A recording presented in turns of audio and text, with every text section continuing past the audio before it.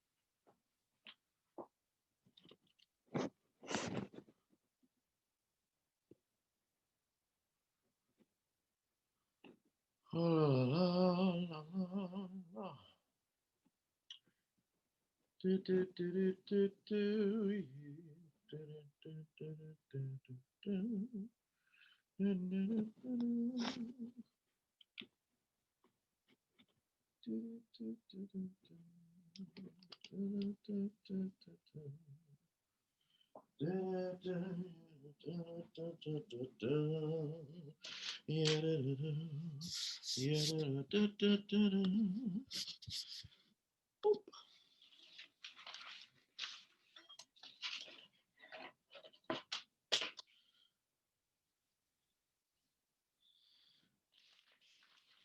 That is not the right camera angle.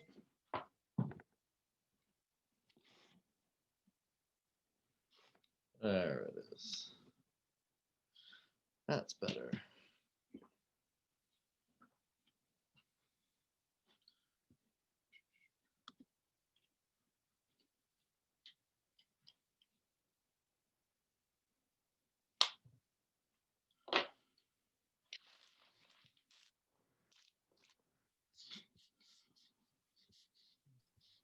Hi, Alan. Can I ask which tapes are we going to be using today? Tonight. It's tonight here. Sure, no problem. We're going to be using a chest tape and the length tape. Can I, like, any specific one, or using our own? Yeah, give me 2 seconds. I'm going to announce it at the beginning of the class. I'm just waiting. Oh. I have to grab it, and then I'll let everyone know what they need to go get. Okay.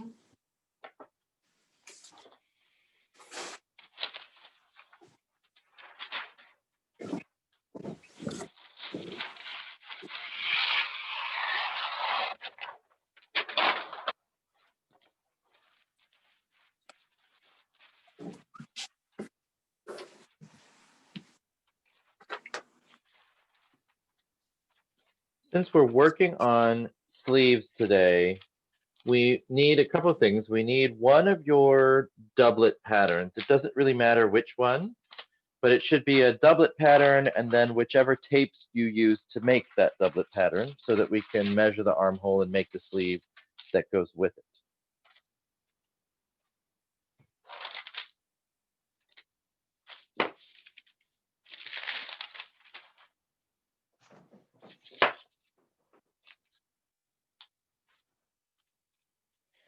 Ooh, it's a little warm in here. I'm going to turn on air.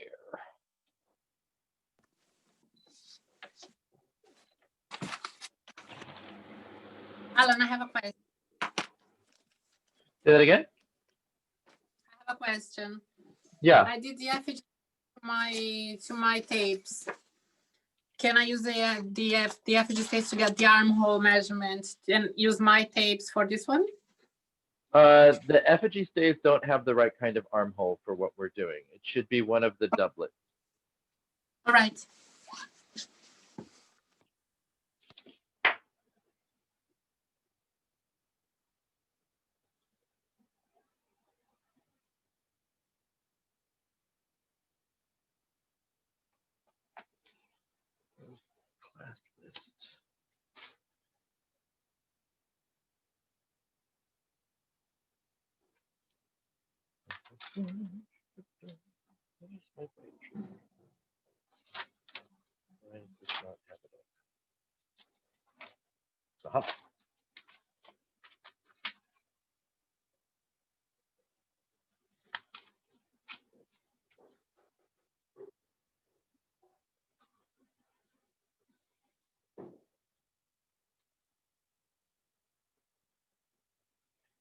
Just have to entertain people, you know. It's very entertaining. I'm so glad. Just a heads up, I'm going to be cameraless today. I forgot I loaned my camera to my mom, and it's just elsewhere. And No problem. Yeah. No problem. I use all I really look for are thumbs up. I don't necessarily look for faces.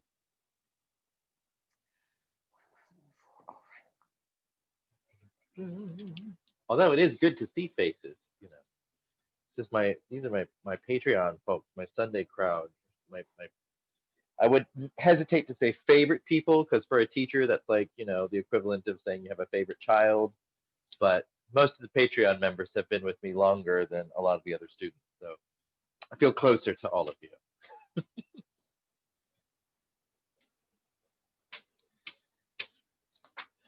We have some exciting news that we may have found a part of the country that we want to move to get away from New York City. That has, like, my whole morning has been consumed with like being online, searching up more information about this part of Pennsylvania. So ooh, that's closer to me. I used to live in Pennsylvania. Say that again. I grew up in Pennsylvania. I did too. I was born fabulous. in Pennsylvania. And my dad lived there for a while as well. So, and my grandfather also lived in Pennsylvania, although we're looking at Western Pennsylvania rather than Eastern Pennsylvania. So sort of right on the Pennsylvania-Ohio border, just near I-80. So really close to Penzic, which Yeah, I is was about to super say. awesome. Yeah. Okay. Yeah. So looking at Mercer County is where we're looking. So what I'm hearing is we can all, those of us who go to Pensic, can all like call you up and be like, "Hey Matthew, can I stash stuff at your place through the year?" This is what I'm hearing. Right? I'm afraid you're probably hearing something that is from a different dimension, because that is not how I currently get down. Although I have to say, like, once COVID is over and we're out of New York City, where, you know, you kind of don't have anyone over to your place, once we get back to having a lifestyle where having people over is more normal, then that could very well be a possibility. The idea that I could like get up in the morning and get dressed and drive to Penzic and not have to sleep overnight there is so cool. Yeah. We You should know, all move near to Pensic for those 2 weeks a year. That is the reason. Right. Sure. I mean, I will probably, even if I live nearby, I'll probably camp there for at least part of the time anyway. But the idea, especially when I'm trying to sell the idea of the area to my husband, I'm like, yes, but honey, there's 2 weeks out of the year where I could earn anywhere from $10,000 to $20,000 in one whack. Like, that's a good selling point. And proximity to Pittsburgh, where there's film and television industry, as well as Cleveland, where there is more film and television industry, you know, those are important things. And, Yeah, Pittsburgh's become big in that area lately, or the past 5 years. Yeah, I'm really excited about that. I mean, Joey actually just turned down a gig that was out there where he'd be working on a film for 3 months, but it was right after he left a very toxic job, and he was like, no, it's too soon. He wasn't ready for it. Oh, But knowing that kind of work is down there, he's like, well, hell yeah, I'll totally move into this great big Victorian house. I want pictures. Oh, I check my personal Facebook feed, Larry. Like, it's there. It's 100% there. I posted a photo of the possible house yesterday, and we're already considering having a conversation with the realtor. Oh, cool. Yeah, my wife and I love Victorians. We had one for a while in Willimantic, Connecticut. That's another place where we were looking for a house. Not even kidding. We found a beautiful Victorian house in Willimantic. Yeah. But there's no film industry. Not much. Some of the Hallmark stuff gets done around here, though. Right. Well, I mean, Willimantic compared to Sharon, Pennsylvania, Willimantic is way more isolated from any of the stuff that we would want to do. So Sharon actually makes a lot more sense. And also just like the area around Sharon is definitely there. Anyway, okay. Oh, So yeah. enough about my personal life. We have a class full of people, and we're 2 minutes past the hour. I will wait till 5 minutes past the hour before I get started. I think a lot of the people that are not here are not going to be here at all. So I'm going to cross their names off of this list so that I'm not expected.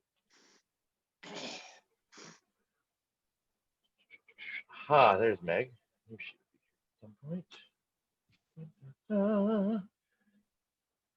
And there's Sunny, the other one that I was just looking for. So how is everyone doing? Have you had like the most amazing pattern making experiences ever, or do you curse my name and wish that you'd never signed Never curse your name, but I'll tell you, I've had some experiences. up? I'm really liking it. I got lazy in the last couple of weeks, so Yeah. I even School and- tried a peace god. yeah, school and Oh. work. Yeah. Peace God geometry is really complicated. It's Sir Walter Raleigh one, and I just kind of looked at Janet Arnold's setup, and I winged it from there. You winged it. Yeah. Well, I measured. I ended up with that. This here is T, and it's QQQ. After that, I Wait a minute, I'm not seeing your picture, Larry. You have no Oh. camera on, so I can't see anything. my camera not No, focusing it is right? not. I can hear your voice. I know your voice, but I don't see your face. Hang on. Let's see. No. All right. Well, good. All right. So I need to give word of warning about this sleeve class. It is probably, of all of the classes that I've taught so far during this course, this is the rockiest one I have had. And it's just because the truth of the matter is sleeves are not the easiest object. And so while I know how to draft them really well, it is really difficult to explain in a basic way how to do it. So we're going to make just like the basic sleeve. I'm going to try to give you an understanding of a two-piece curved sleeve, which is harder than a plain straight sleeve, but you'll go further with it if you know how to do it. So just bear with me. There's going to be another significant edit of all of the stuff in the course materials, just because there's little fiddly bits that I have recognized I'm doing as I'm teaching it, but I don't know that they're all written in, or they're not written in quite the same way that I'm explaining them. So just heads up to pay attention to what I'm saying right now as opposed to what is in the handout, because I think what I'm saying and doing on camera will be currently more useful, and then I will make sure that the paperwork is adjusted to match that. All right? Okay, everyone should be in the room at this point. So I was going to quickly like shout out some names, and you tell me if you're here. Oh, wrong side of my marker. Sunny Briscoe. Here. Dawn Burke. Here. Jacqueline Chenault. I saw that you were here. I know that you Sorry, were in. here. Hi. Rachel DeMoon, or Rochelle, excuse me. Rochelle. Sharon Gray. Bobby Calvin, I saw you come in. Yep. Larry, I know you're here. Elizabeth Machado. Here. Brilliant. Alexandra Munoz. And Let's see. Tamara Norris. Laura Parker, I saw you come in. Annabelle, you are here. Matthew, you are here. Megan Plummer, I don't think Megan's going to be here today. I think she has insanity going on with work. Yannick is out. Meg, you are here. Here. And then Linda Wenzelberger. Here. Fabulous. Okay, everyone's in. I can actually begin. So what can I say about sleeves? Well, I'll tell you definitely what we are covering today is we are covering a basic two-piece curved sleeve in 3 different forms. We're starting with the early modern version, which has a low sleeve cap, and they all have more or less the same curvature, but we're starting with an early modern version with a low sleeve cap. And then we have kind of a middle range sleeve cap, but it has an undersleeve that is smaller than the outsleeve. And then we're going for a full, like modern style jacket sleeve that you would see on like ladies wear or menswear. But it's a 2-piece curved sleeve with a very tall cap. And I'll get into the explanations about sleeve cap heights and how they relate to different time periods and different garment styles in just a moment. There are 4 things that you really need to worry about when making sleeves. And these are so important that I would say you could easily like memorize them, and every time you draft a sleeve, make a checklist and check these boxes off because they're that important. Even though when I explain them, they sound like so dopey simple that it's not like something that you'd be like, well, of course that's true. Except when you're in the middle of making the pattern and dealing with the technical elements of drafting, sometimes it's easy to cross-check. So the 4 things are the sleeve must be, and it sounds stupid, but the sleeve must be the right length. And when I say the right length, it must mean the right length to that individual. So it could mean full length, 3/4, elbow, short sleeve. Like any one of those lengths could be the correct length, but in order for it to look right on the individual, you have to make sure that you have the proportionate length for their limb size, exactly where it needs to be. Second thing is the hand opening must be big enough for the hand to pass through. Now, most of us who have participated in reenactment have gotten lazy when we're making a sleeve for a historical garment, and we've just sewn it closed all the way down. We don't make a little wrist opening with a button or a tie or something, and we just want to get it done so that we can get it on and get to an event, and then you try to put it on, your hand doesn't go through because you didn't make the wrist opening large enough. So the wrist opening must be big enough to pass the hand. In that same vein, the bicep must be large enough to comfortably hold the arm and your undergarments without being too tight. Like garments that are super tight on the bicep cause problems with the way the armhole works, particularly in female-bodied garments that have a low neckline. You're talking about a shoulder strap up here, and if you have like this overly tight bicep, the sleeve will try to settle into a smaller part of your arm, and it'll just drag the shoulder strap like right off of your shoulder, and you'll always be fighting it, and there will never be a good way to put it on because the bicep is just too small. So when you're drafting a pattern, there should be minimum 2 dedos of ease in the circumference of the bicep so that you know for sure that you have enough room to accommodate the sleeve and to accommodate any undergarments that are beneath it. And that's just a good starting place. Now, if you need it to be tighter, you can always fit it out later.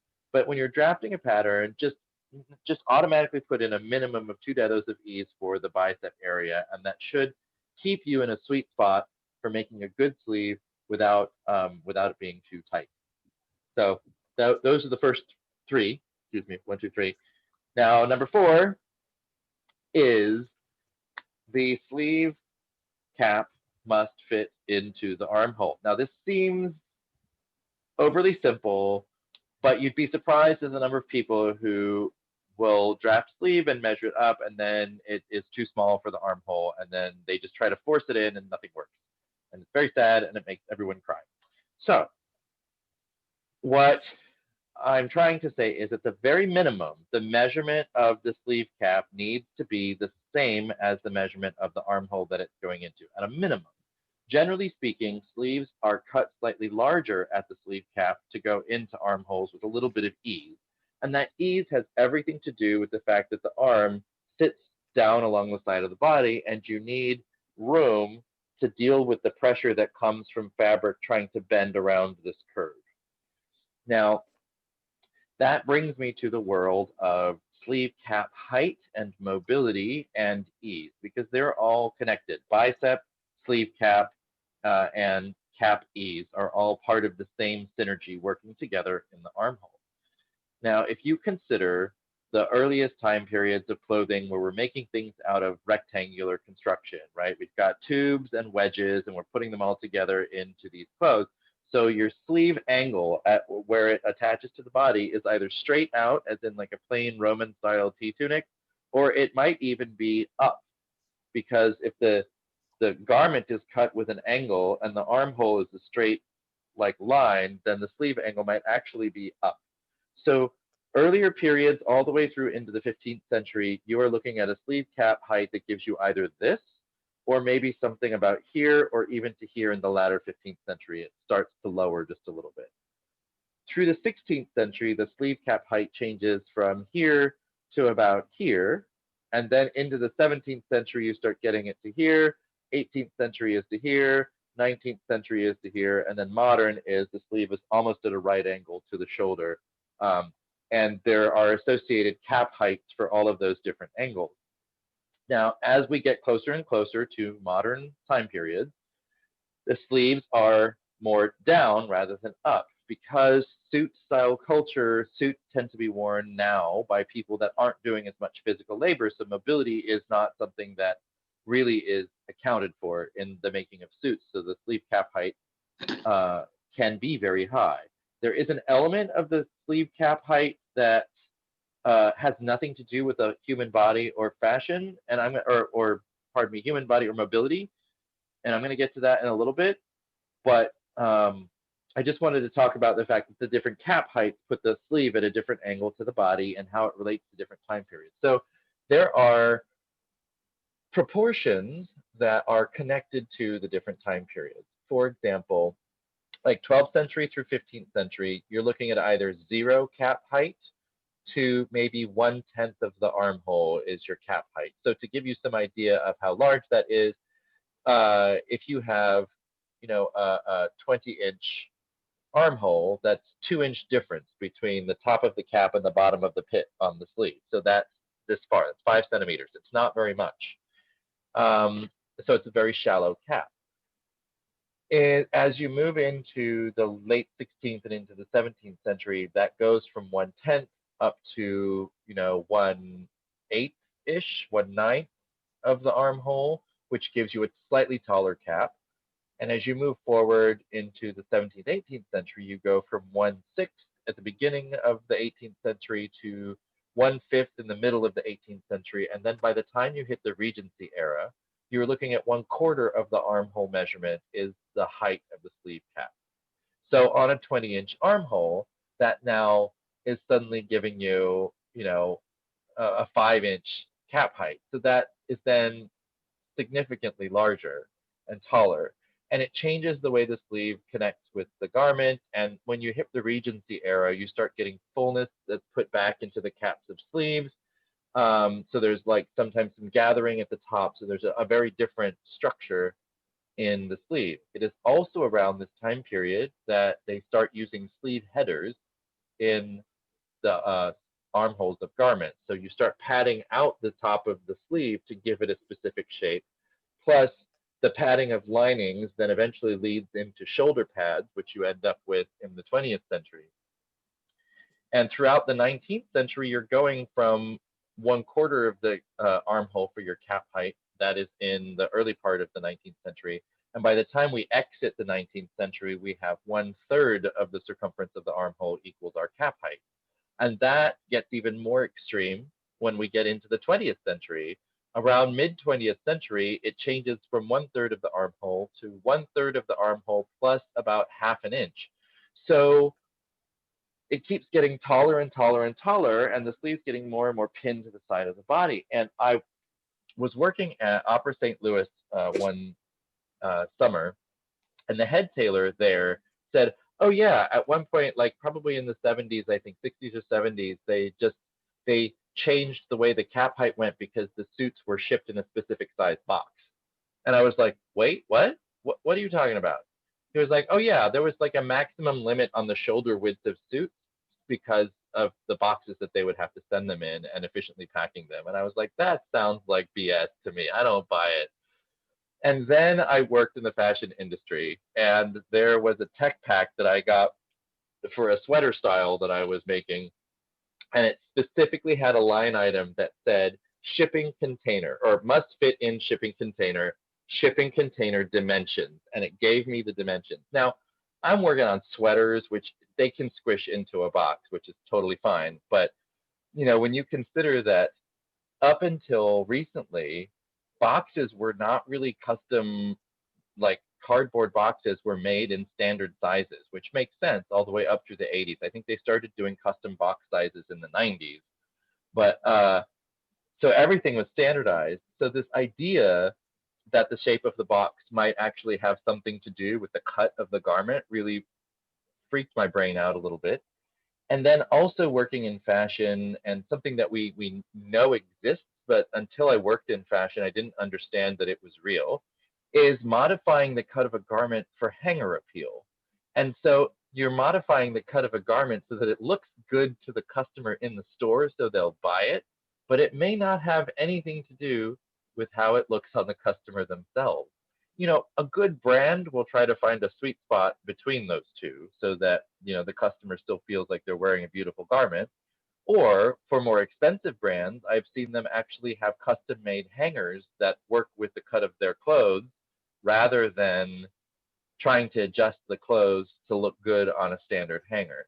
So there's a back and forth that happens there. But the fact that in this day and age we're fighting with that, I mean, that to me is mind blowing. And that has to do, a lot of that has to do, hanger appeal particularly, has to do with the way sleeves go into the armholes, especially because of how they hang off the ends of hangers. So with that in mind, I just want you to know that your horrible fitting sleeve may actually have to do with hanger appeal and not necessarily anything to do with your body. All right, I'm going to step down off my soapbox now. As I love giving that little talk about sleeve cap height. And, you know, for a good portion of history, a lot of it has to do with just the postures and movements of the time, or the changes and shifts in pattern making and fashion as things go on. Like the less a culture feels comfortable with wrinkling at the front of the sleeve, the more likely it is that that cap height is going to go up. Like the more they obsess over smoothness in this area, the more likely it is that cap height will be taller. Now here in the 21st century, it's actually interesting. The sleeve cap height of men's jackets has come down again to about 1/3. They've taken away the extra half an inch. And some of that has to do with the softening of the line in men's jackets. So we're not seeing like these big, heavy shoulder pads that we saw in the 1980s and 1990s. Like they're very soft, or there's almost none at all. Sometimes it's just like a thin piece of felt that they've put in to give the shoulder some support. And the sleeve headers also have gotten smaller in men's suiting. And so you've seen like that extra half an inch that might be needed to go up and around the shoulder pad and to keep it square for whatever box it's being shipped in is no longer necessary. So we've come back down to 1/3 of the armhole or slightly lower, and you're starting to see a little bit more mobility creep into men's sport coats. And also there's been a movement with the interiors of menswear, especially lower priced menswear that's going on people that might be working harder than the kinds of people that would pay, you know, $5,000 for a hand-tailored suit. But you're starting to see like stretch materials in the armpit portion of the linings and various mobility things that are included to help keep people comfortable in these suits. So for our purposes today, we're going to start with a basic rectangular block, as we always do, a basic block that will give us the dimensions of the sleeve. Now, something that I want to say about the sleeve is that there are a couple of lines that I draw that I particularly refuse to use a ruler for. And that has everything to do with the fact that there is no ruler in my kit that matches the shape that I want to draw most frequently when it comes to sleeves. I think the French curve doesn't really cut it. The straight ruler doesn't really give me what I want. So I just have to draw a couple of lines completely by hand in order for them to have the correct curvature. So that might be a little harder for some of you that haven't had that kind of practice, but it only takes drafting 3 or 4 sleeves before you've got the line that you need. You'll be able to see it pretty quickly by the end of this class, okay? So without further ado, you will need a doublet pattern that you have drafted recently and the associated tapes that were used to draft it. because we need to measure the armhole in order to draft a sleeve. So we have to have something that has an armhole in it that is going to take a sleeve. And so for me, I have the doublet pattern that I use to do the collar week. I'm waiting for a new roll of pattern paper to arrive. I didn't want to draft anything new and special. That would use up more paper because I'm almost out. So this is, let me switch the tabletop view. This is the pattern that I'm using.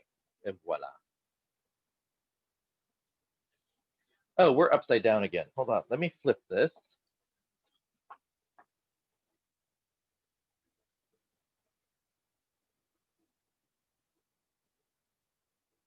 There we go.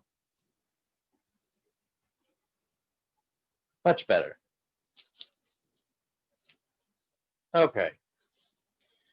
So in order to use this for making a sleeve, we're going to take a couple of different measurements. We're going to have a shoulder to armpit measurement. So we've got a pit notch that we have that just comes from our drafting process for making the body, right? We have this notch at the bottom.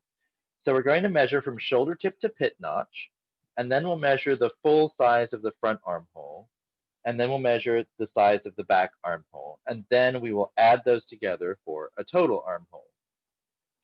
Each of those measurements has a use. We can make a notch to match for the bottom and a notch to match for the shoulder, and that's the most basic set of notches that you might have when you're creating a sleeve. But then we might also want to make a notch that matches up with this seam so that we have another match point in our armhole. So using all of these different segments of the armhole gives us measurements that we can use when we're drafting our sleeve. And there's a way to draft around the ease that we put into the sleeve cap as well, so that we know exactly where it is and exactly how it relates to the notches. So all of this is kind of a precision version of figuring out what the cap is and how it goes into the armhole and deciding what its pitch should be while we're drafting, rather than doing 1,000,001 like repositionings when we stuck it in muslin, which just wastes so much time. We can get ourselves much closer while we're in the draft if we know what we're looking at. So the armhole should be measured with the chest tape. Because the armhole itself is a function of the chest measurement, we should always be working with the chest tape measurement. So we're going to treat this very much like we did the collar in our collar class, or the neckline. We're going to stand the tape up on its edge, and we're going to walk it around the armhole and get our measurement. And we'll record that in our 2 little points. And the same goes for the back armhole. So I'm going to begin by placing the 0 at my shoulder, standing the tape up on its edge, walking around to the armpit. And so the pit notch gives me SII for my measurement. So I'm going to write that, I'm going to circle that, and then I'm going to keep measuring around the armhole, for which I get QII is my total for the front armhole. Everyone with me so far? Remember to give me thumbs up when you are ready to move on. I see them. I see thumbs. I see thumbs.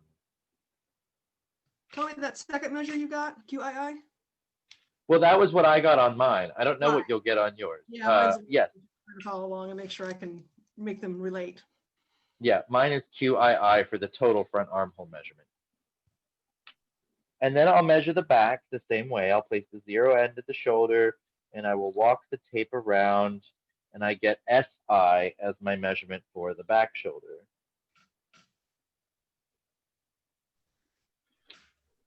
And then once I have those, then I will fold my tape with SI plus QII, and that gives me a total armhole measurement of IM.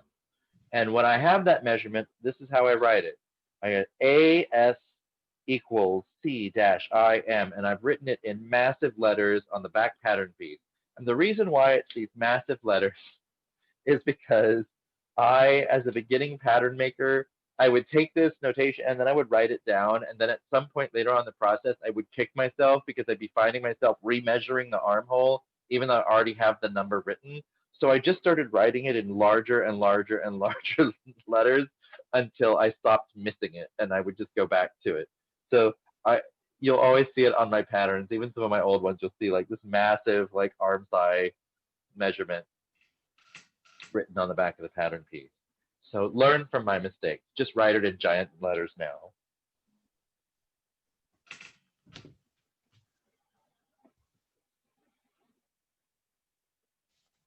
Okay, once I have all of those measurements, then I am going to write them. I'm going to transfer them into the margin here on my drafting paper for the sleeve. So SH stands for shoulder, and then I just usually write shoulder to pit equals SII, and then front equals QII. And I will usually like put that in a bracket so I know that both of those measurements belong to the same pattern piece. And then below that, I will write the back equals SI, and then I will have also total equals IM. And you'll notice that because I know that everything in the armhole is done with the chest tape, I'm not bothering to put the C in front of any of those measurements. Like I don't want to waste the time since I know that they all belong with the chest tape, okay? So now that I've done with all that, I'm going to take my doublet pattern off the table because now it's all about drafting sleeves, all right? Matthew, excuse me a second. If we're Yeah. using the same tape, shouldn't we all get the same measurements on this? Because I'm way different than yours. It depends on where you put the side back seam on your pattern. Oh, Okay, yeah. okay. All right. Remember, the placement of the side back seam, while I did have a method in the handout that was very specific, the placement of the side back seam is always in a range. You're doing part of it is what looks good to your eye. So what you have might be different from mine. In total, the total armhole measurement should be pretty close because you need to have, for a properly fitting armhole, the range of a correct armhole is somewhere around M. It's usually plus or minus 2 dedo on either side of M. If you are further away from that with your chest tape, then there's something wrong with your armhole. Or you might have a whole bunch of extra E's in your armhole. Yeah, because I'm looking at QQQD1/2. So I'm way out. All right. You're looking at what? QQQD1/2. Are you measuring with the correct tape? Yeah, I think I'm sure, but I can remeasure it real quick. Yeah, There we that go. armhole sounds really out of position. That's huge. Like if you've properly drafted the doublet pattern, then the armhole really should be in the range of M.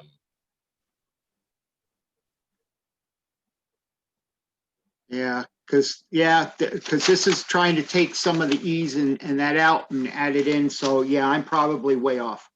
All right, no problem. Okay.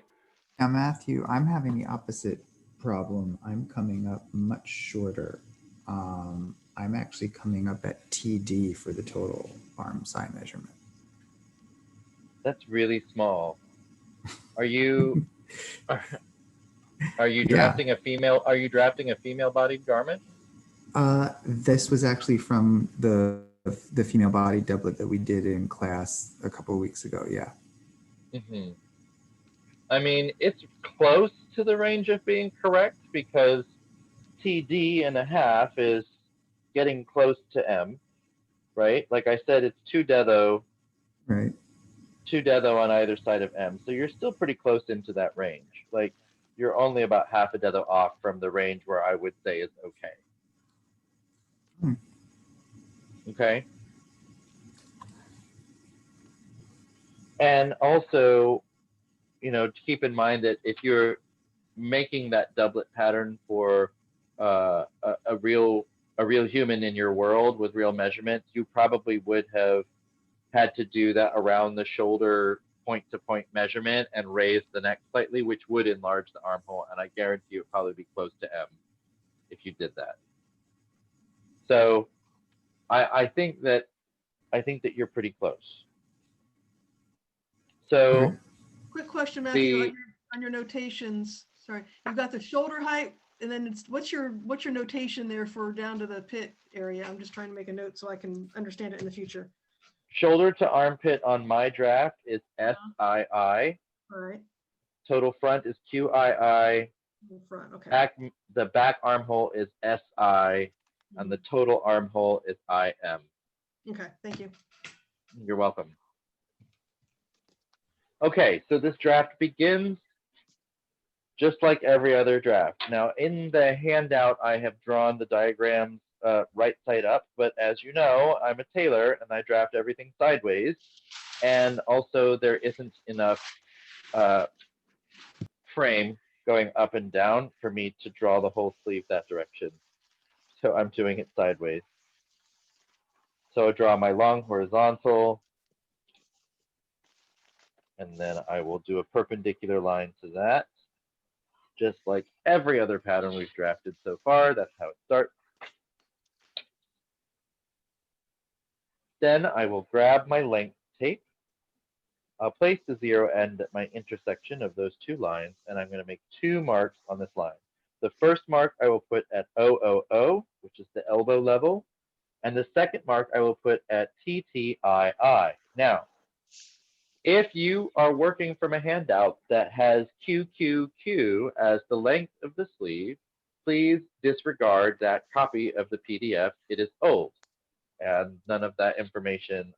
After the Australian class and my abysmal mistake, I changed a lot of the proportions and positions of things so that it would be more accurate.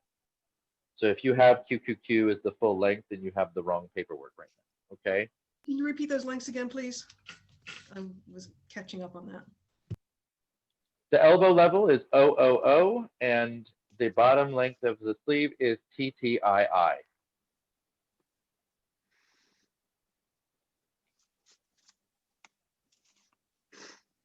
And my pencil has just run out.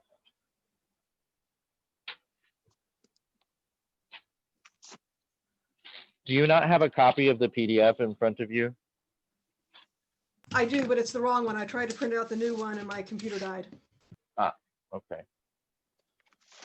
It's gonna take me just a second to find a new pencil. Sorry. Oh, I don't want to use the crappy one. I don't have a choice. Okay. All right, now that those are done, we are going to switch to using the chest tape. And we're going to place the 0 end once again at our intersection, and we're going to make marks at III and at D.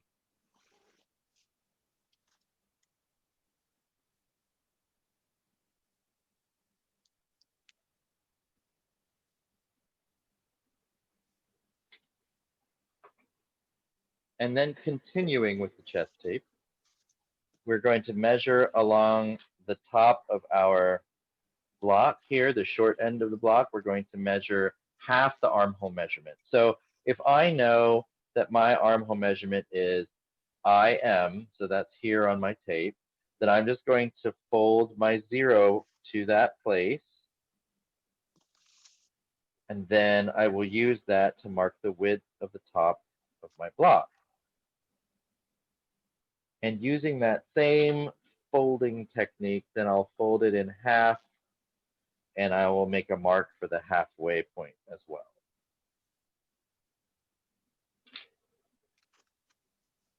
So we have half the armhole measurement to this mark, and then half of that measurement should have a center mark in it as well.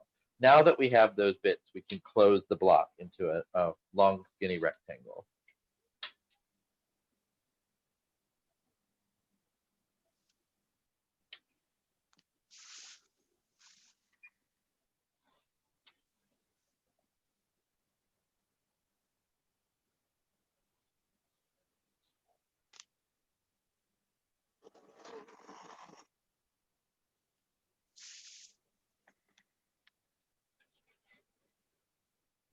And so all of those marks that we've made, I am going to draw some lines. So I'm going to make a line down the center of the block, and then I'm going to make lines across at the D, which is the side depth, and then also at the elbow. A line there, a line there.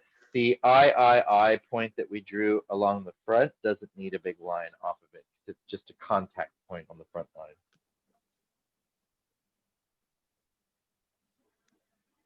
Give me thumbs up when you have your rectangles and you're ready to proceed.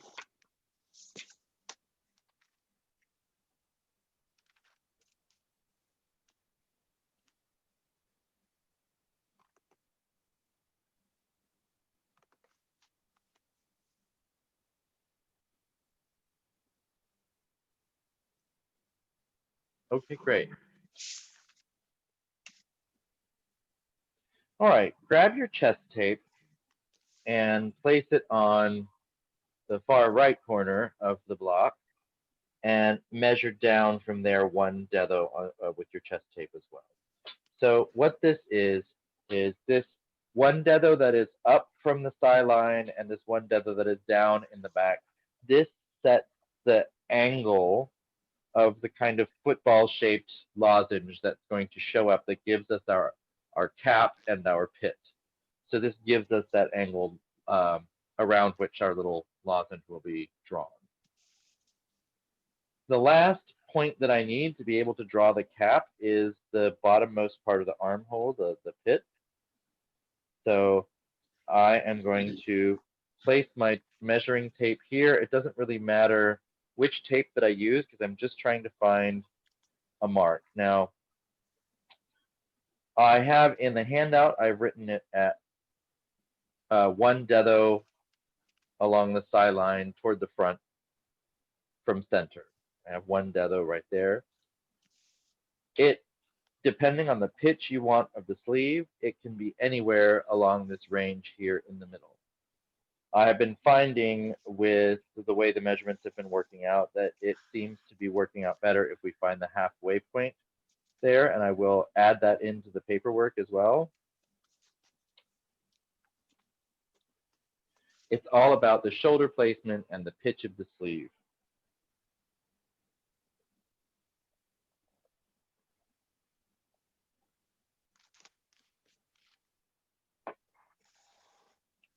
Now that we have all of those points, we can grab our armhole curve.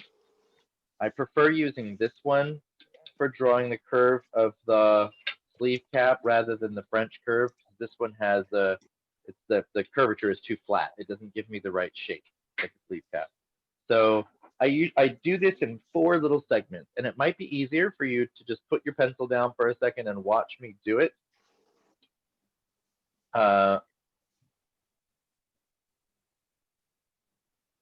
Bobby, you're asking for a definition of sleeve pitch. I'm going to get to that later. Thanks.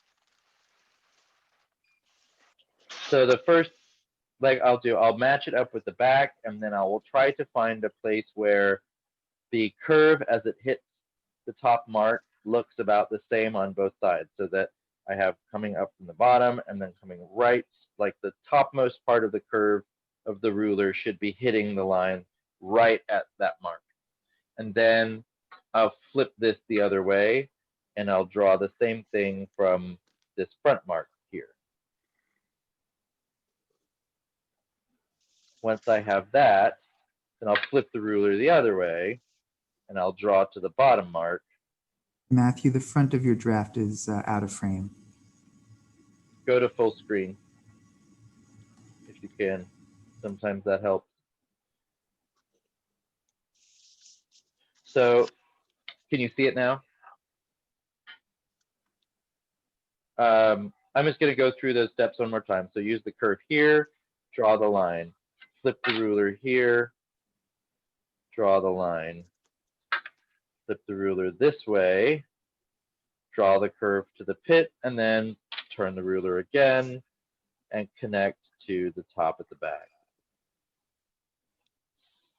So you have like a slightly wonky lozenge shape that is going with a center line that is from the back all the way to this point at the front.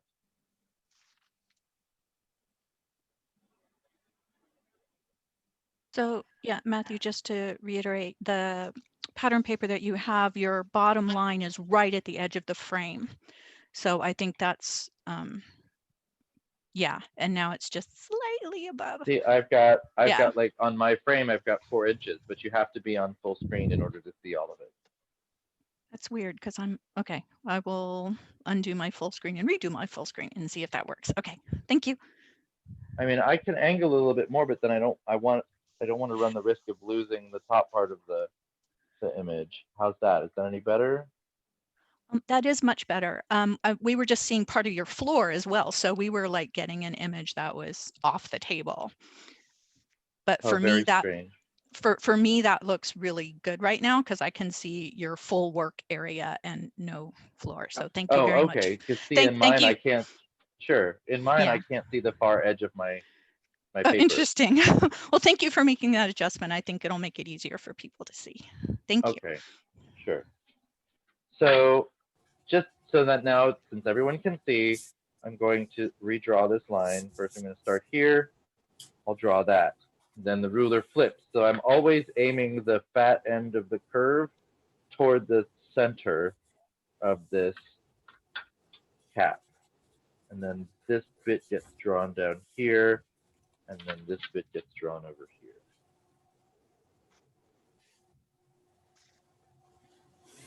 So this sleeve cap is pretty generic for the time period, for the late 16th, early 17th century.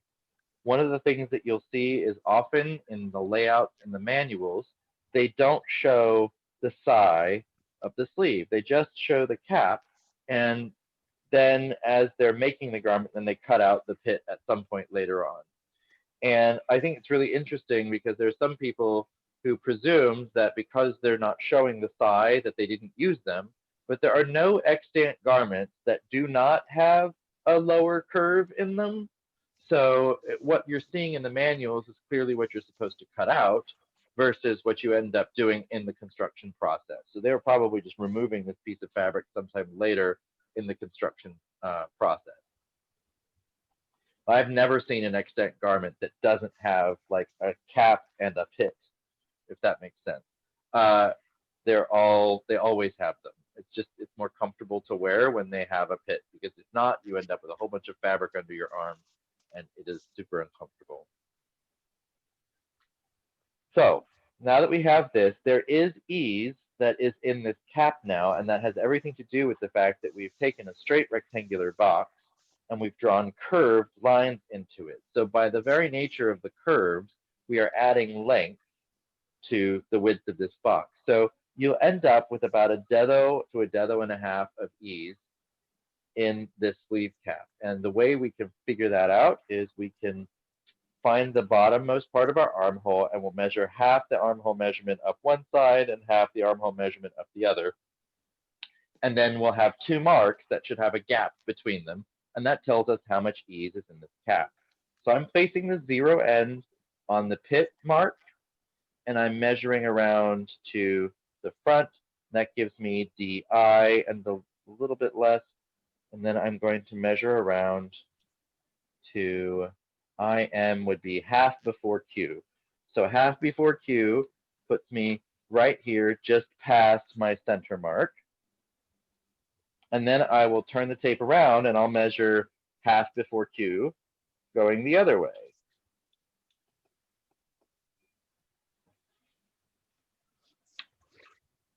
So that gives me a dedo and a half. So 1.5 dedo is the amount of ease that ends up in this cap, just magically, by virtue of drawing the curved lines. That amount of ease is pretty perfect for the 16th, 17th century. For a female-bodied doublet, you might need to reduce that to 1 dedo or even as little as half a dedo, and that has everything to do with the fact that that female-bodied armhole, particularly in the front crook of the female-bodied armhole, would be reduced slightly with the construction of the garment to function a little bit like a dart manipulation, but without using a dart. So you would end up needing it to be slightly smaller, or you could take the excess that's in the sleeve cap and make some small gathers at the cap of the sleeve, which is something we see very often in historical garments. They would draft according to proportion, and then a lot of times there would be excess, and you just see like a little tiny batch of gathers or pleats at the top of the sleeve. And they just left the excess there and then gathered or pleated it in. That was their solution for it. Rather than trying to alter the size of the sleeve and narrow the bicep, they would just turn the extra ease into gathering at the top and then sew it smooth around the rest of the armhole. Which, if you've ever made modern garments, that is what your instinct is to either burn it or find a way to pleat it in somehow. Because modern sleeves have a whole lot more ease in the sleeve cap. Are there any questions about that before we move on? Yes, so we're starting at the pit and we're measuring the front all the way around to the front half of what our armhole measurement is and marking that. So in theory, we've drafted this from our armhole measurement, right? And we used half the armhole measurement to draft the width of our block.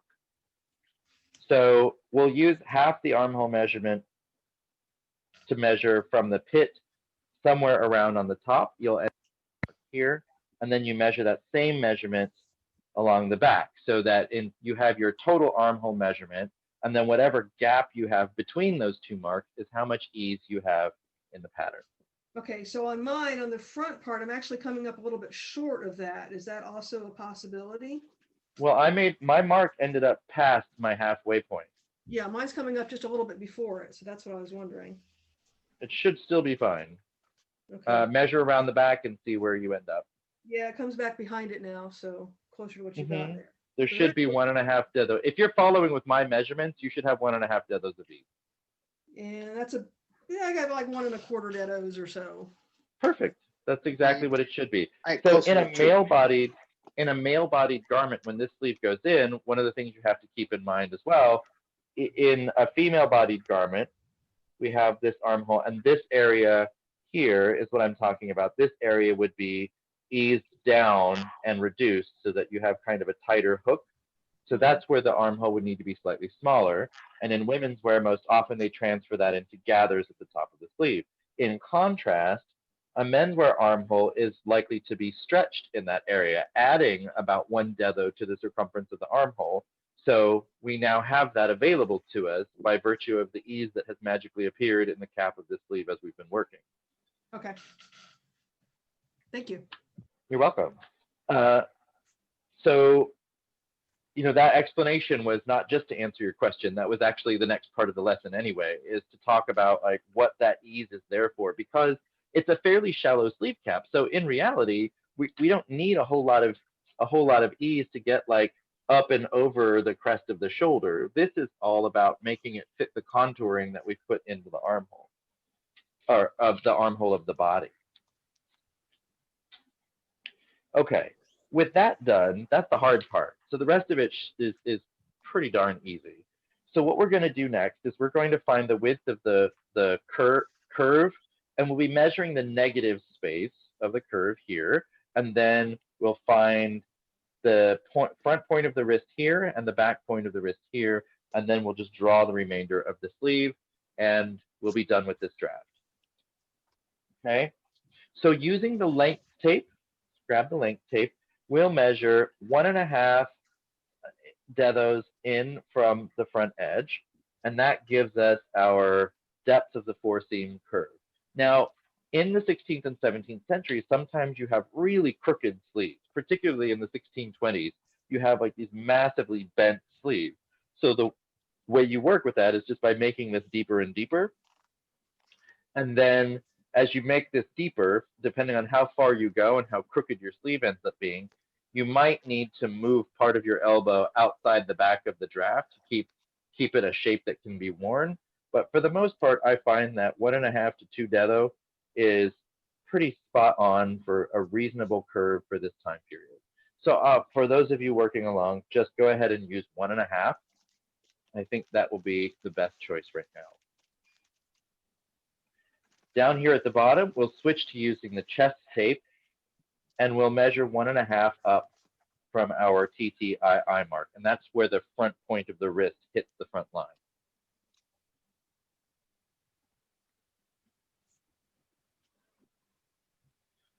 Once we've got that in place, then we'll continue with the chest tape and we'll measure to O along the bottom. And O on my block gets me just past the midway point of my sleeve.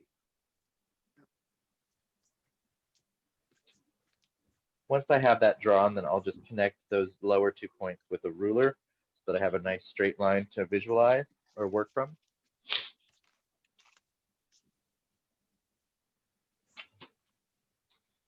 The next thing we'll need is grab your French curve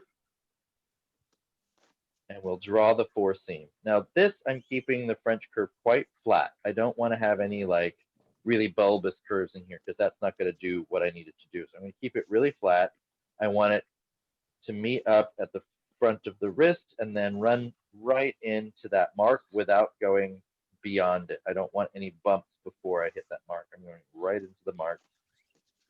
Then I'm going to flip the ruler over and do the same thing, going all the way up to the front point of the sleeve, like right at the corner of my lozenge there.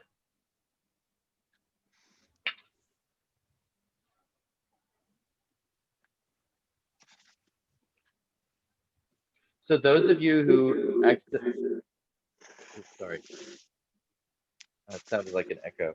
Those of you who have the original handout, they're with QQQ. My automatic length that I draft to is QQQ, which is why I accidentally wrote it in there. And that's because it includes the hem width at the bottom of the sleeve. So if we were to go to QQQ from here, you would end up having like 3 dedo of hem width at the bottom of the draft. And that just, it's so automatic for me because of the way that I draft sleeves. I tend to just include the hem widths and the seam allowances. I've drafted them that way forever and ever. This method gives you a little bit more control over what the ease does and how big everything is, which is why we're learning it this way.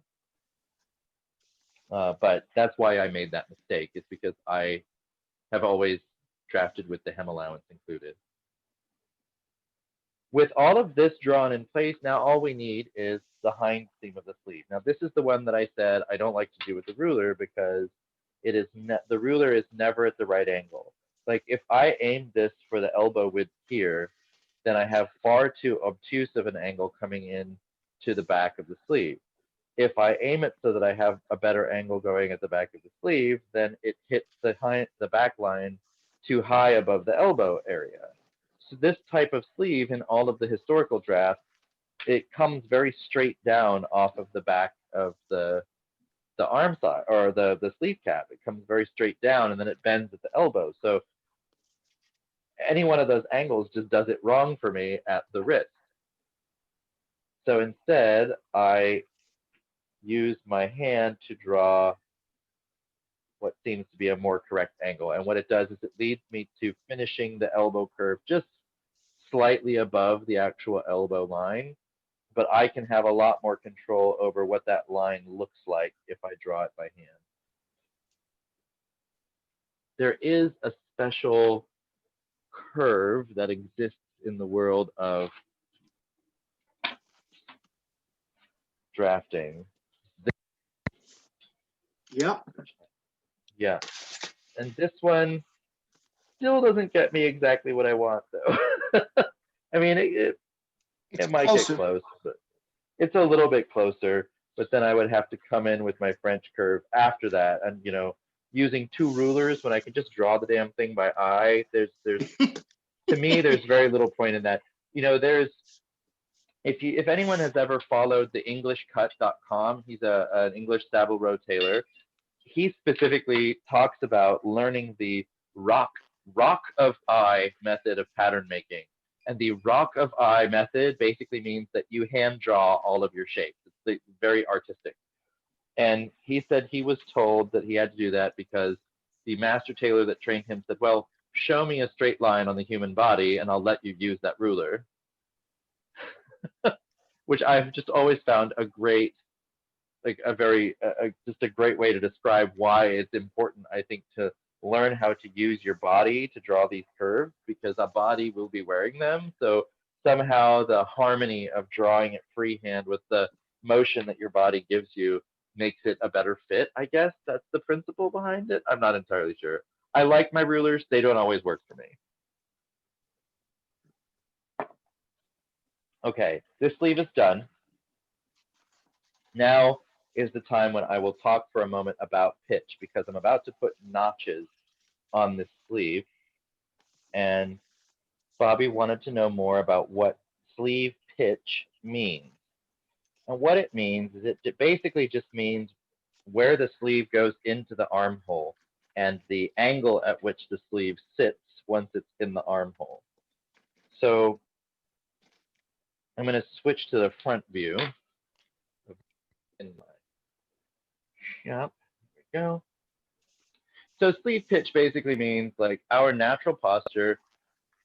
Our natural posture has our arms set slightly forward, right? Like they're not coming straight down off of our body like this. Our natural relaxed but swings our arms forward slightly.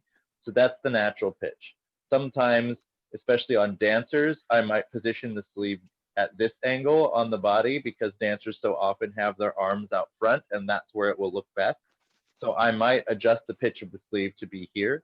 And a lot of historical garments, their arms are very bent, and sometimes the sleeves are very much like out. And if you look at extant garments in museums, sometimes like the stiff sleeves are sitting just like this. So the pitch is a little bit more forward with the sleeve.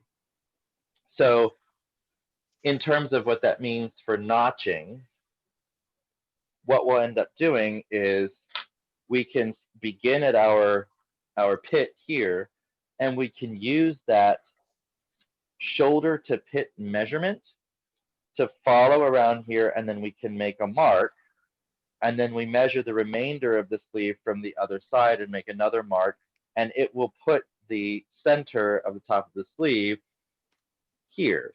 So that actually accounts for the pitch. I mean, I'm pretty sure it'll put it there. Let me erase these marks and we'll measure it that way.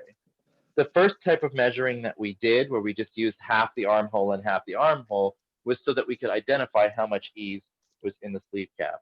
What we're going to do now is we're going to locate a position to put a notch that will match up to the shoulder seam, which is the important thing to put on the sleeve cap. Okay?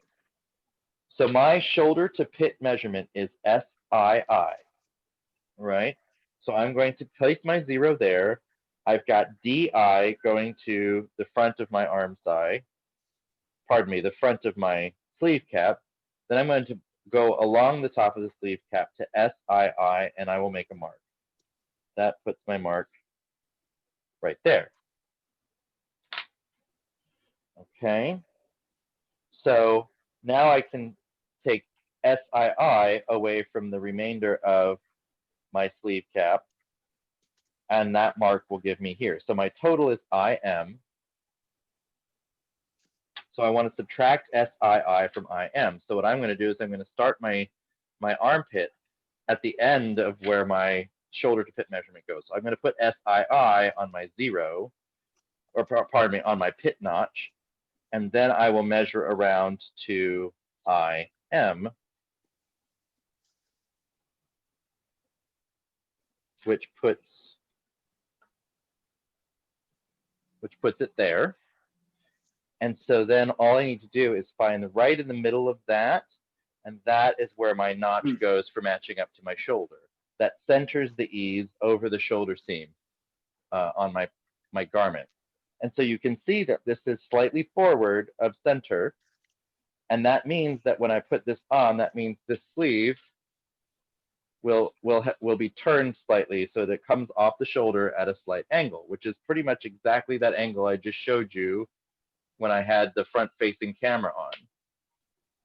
The great thing about it is not everyone's arms are going to be in the same location and in the same pitch, but when you have these notches, at least a top and a bottom notch, what you end up being able to do is, if you do a fitting and it's incorrect, there's a way to take a measurement off of the sleeve. There's a wrinkle that forms when the sleeve is at the wrong pitch for an individual, and you pin it up, and you find the depth of that pin mark, and you rotate the sleeve the direction it needs to go that amount. So let's say that is 1/2 inch. So then you would displace your top and bottom notches by 1/2 inch and move them away from each other that much in order to get the correct set of the sleeve. But this is our starting point. So we actually have identifiable top and bottom. So we have a place to begin in getting that correct. Now I work really hard to get these in exactly the right spot before the sleeve ever goes in, so that I hope, cross my fingers, it's always right when I put it in the armhole. But it isn't always right, because sadly I'm not completely 100% perfect. And at least now I have a reference point that I can move against to get it into the right position. Does that make sense? I'm still a little, okay, I'm sorry. I need to go back to how we're marking those in the front. So we're starting at the pit and we're measuring pit to the shoulder around our shoulder to pit measurement. Mm-hmm. So the shoulder's at the top, and this is the front of the sleeve, and it was our front pattern piece, right? So our shoulder to pit begin measuring here, and we'll measure this, and then we'll continue measuring to the shoulder to pit measurement, which was this mark. Okay. And then halfway, so that's what I was wondering. So say that again. Mine is ending past that halfway mark, so that's what that threw me off a little bit. Mm-hmm. If you're using the same measurements that I am, it shouldn't. Mine are slightly off. I'm drafting. Yeah, I had drafted a doublet, a male doublet, but my sleeve is a little different than yours. My armhole is just a little bit different, so I'm going on the measurements that I have. Okay. Arm size is M, but the whole arm size is M. Oh yes, well then that makes sense. That it should be like, if your whole arm size is M, how much ease did you put into your block? What did I put? If you put 3 dedo of ease into your block, yes, it's going to be in the different place. It's 4 dedos. It's 4 dedos. That totally explains why it's in a different place. Okay. My block only has 2 dedos of ease in it. Ah, okay, that helps, and actually that's good information. That helps me slot that into the right thing. So. The amount of ease that you put in will change where these positions start out. As long as they're still in the correct orientation to each other, like, you'll be fine. Okay. Like, what ends up happening is if you have more ease, then you end up going further back here, but you're still measuring correct. Like, your armhole is still your armhole measurement. Okay. So the ease will just push the first mark further away, but then the corresponding mark on the back side will be further away in the same. Right. Okay. So now to get that back mark, we're starting at the armpit again and doing the back measure. Is that right? And my super clever way of doing it was pre-subtracting the SII from the total armhole measurement. So since I know my measurement is IM, then I just started at SII at the pit and then measured around the back to IM to, like, finish out the measurement. Okay. Does that make sense? Like, this right here is my front armhole measurement, is SII. This is my total armhole measurement. So I've already measured this bit. So let's assume that my tape measure is finite. I've already measured this bit. I've used it up. So I'm measuring the rest of the armhole with the rest of the armhole measurement. Gotcha. Okay. To get to that mark. Okay. Okay. Okay, good. Now it makes, okay. And so we're finding the spot that's in between those two, and then gotcha. I am out of time. We need to move on. This is an hour into class. It's time for us to take a 5-minute break to use the restroom, to take a breather, stretch your legs, and we're about to draft the next sleeve pattern. Okay? If you're staying in the room and you want to get ahead, the basic block is about the same. It's the same measurements. Like, it's half the armhole, etc., etc. The only thing that's different is the depth of the arm side.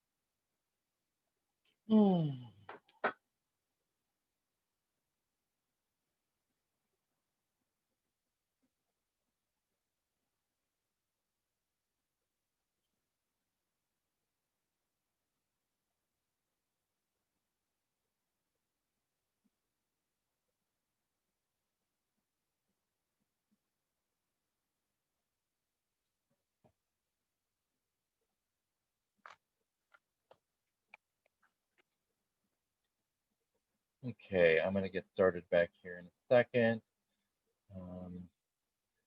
So to answer your question, Larry, the original tape set, the ones that I'm using to draft like all of the class patterns. Are you there, Larry? Sorry, I didn't even check to see if you were in the room. Yes, yes, you are. Hi. Okay. The original tape measurements are 36 for the chest, 33 for the length, and 29 for the waist. And I'm going to put those here in the notes. Oh, but I have to switch to public. There we go. Chest 36, waist 29, length 33.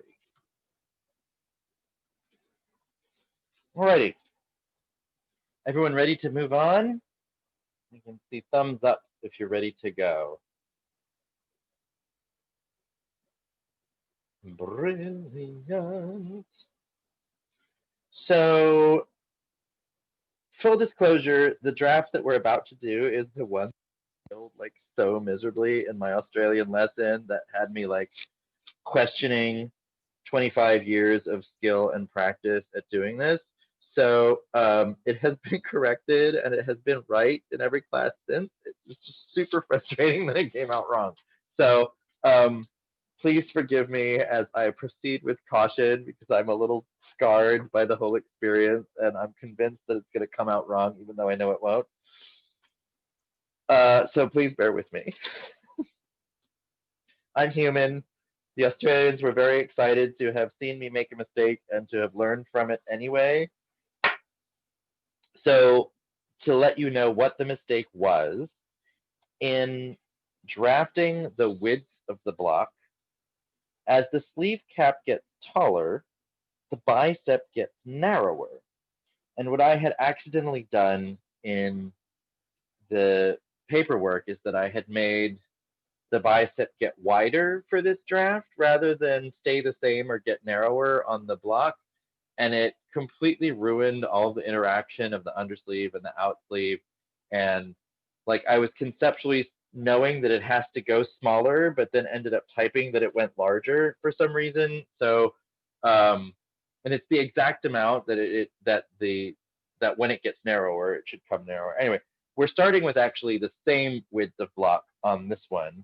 And then because of the different depths of the arm side, or pardon me, the sleeve cap, we have a longer line, which means we have less left over to draft the undersleeve, which is what makes it smaller. So I'm going to actually go to screen share the handout so that I can really talk about what we're about to do. I want you to see it. So I have this labeled as male-bodied suit sleeve, and that's just because the cap height is a little bit lower. So there's slightly bit more mobility, and it's better for being in a suit than a lot of the female-bodied cap heights and sleeve shapes. But in the end, it doesn't really matter. You choose the sleeve cap height that you want based on your needs and the time period you're trying to represent. So we begin the same way. We'll draw the long line, and then we'll draw the perpendicular line, and then we'll find the width, and then we'll divide it in half. That gives us our halfway mark here. We have the same elbow level, the same full length level, and then our thigh level is now at CO instead of CD. So we've lowered it by 2 more dedo. So it's a little bit deeper, which means that as we draw the sleeve cap, it gets much longer. So then the remainder, once we measure this off, the remainder of our armhole measurement is much smaller. So now we have to add in this guideline from the top of the hind seam so that we know how high we have to go when we draw the remainder of the arm side for the undersleeve. I keep calling it an arm side. I'm so sorry. Remainder of the armpit as we draw the undersleeve. And when we do this, we actually do something that seems kind of counterintuitive. We'll measure this, and then as we find the remainder, then we'll add 2 dedo to the remainder, and that gives us our undersleeve measurement, even though technically the 2 dedo of ease are up here in the cap. We are using it to help govern our measurement for the bottom. And then when we do our process of finding out where the top notch should be, like we just did at the end of the previous sleeve, then we will measure from here and we'll measure around here, and then we'll find that those 2 dedo have ended up in the cap where they need to be.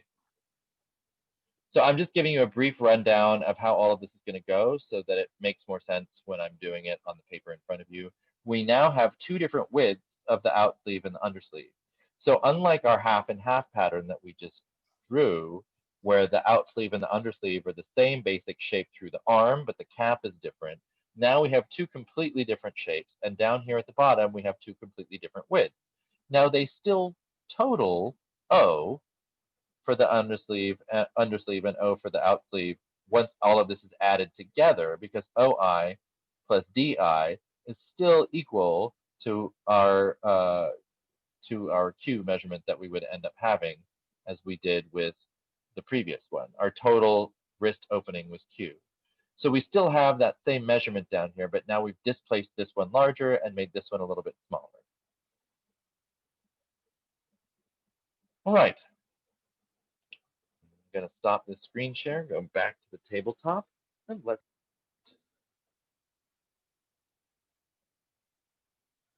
All right. So long horizontal line, we have our vertical line. And we will begin, same as we did before, by grabbing the length tape and placing the 0 end at our intersection. Wait, I've moved my paper. Is that still visible to everyone? Hey, there we go. All right. 0 at the intersection, and then I will make a mark at OOO and another mark at TTII.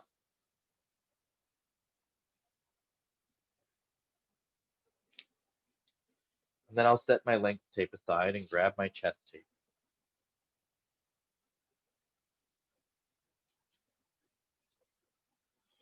Now with the chest tape, I'll place the 0 end at the same intersection, and I will measure down to O and make my mark. And then I'll turn the tape, and I will measure the width of the block at the top. So that takes me to Q minus a half for me. It may be different for you. And once I have my Q minus a half, then I'm going to fold my tape and find the halfway mark for the center line of the draft. There we go. And now, just as before, I have all the things that I need to be able to close my block. I'm just going to close up the rectangle, and then I'll draw my lines across it.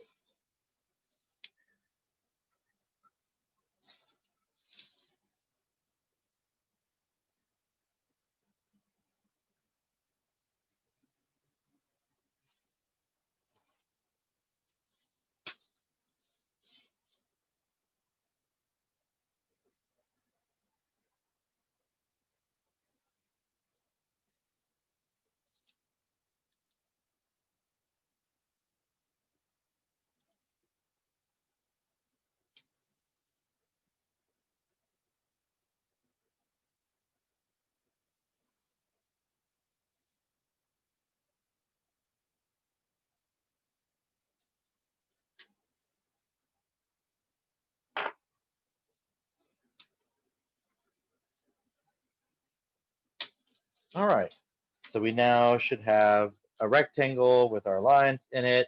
Give me thumbs up when you're ready to move on.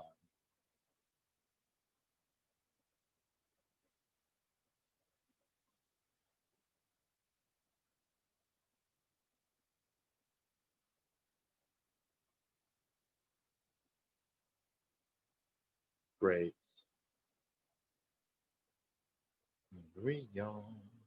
Okay.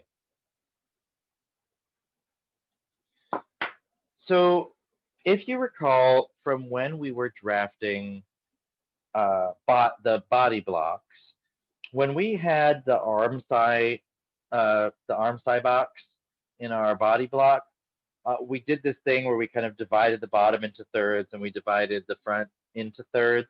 Well, we're doing the same thing in the sleeve cap box here. So I'm going to take my little fingers and I'm going to do that sort of visual division of thirds to find the top of the back, top of the hind seam within my, what I've been calling the thigh box. So we'll find that point right there, and that is the top third of this box. So divide this into thirds visually and then find the top mark. And the bottom of the front of the sleeve cap is right on the side line for this. So that we don't have to make a special mark for the out sleeve. We do have to make a special mark for the undersleeve, but I'll get to that in a minute. While we are here at the top of the hind seam, we are going to need a guideline at this level. So I'm just going to take my pencil and I'll draw a light guideline toward the front. It doesn't have to go all the way through the box.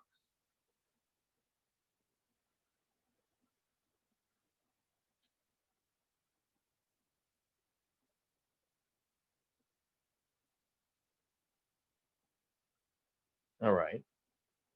So we have the back, we have the top, and we have a front. Now we need to find a pit notch for the bottom. And I have a specific measurement in the handout, which should be I.5. But as I mentioned earlier, I have been finding that, especially for this kind of sleeve, the measurements like it a lot better if we just divide this distance in half and make the mark, and that becomes our pit notch right here. So divide this front box in half, and then that becomes our pit notch. I will change this in the handout and send out a revised version, just so you know.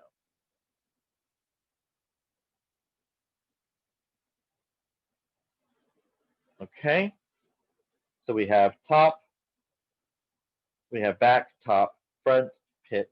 Now I'm going to find a special point for the front of the undersleeve. And let me tell you about this. We'll need our length tape here. And I'm going to measure half a length ditto up from the side line. And that is going to be the mark for my foreseam of the undersleeve. Now, what I'm talking about here is, I'm putting my arm in camera.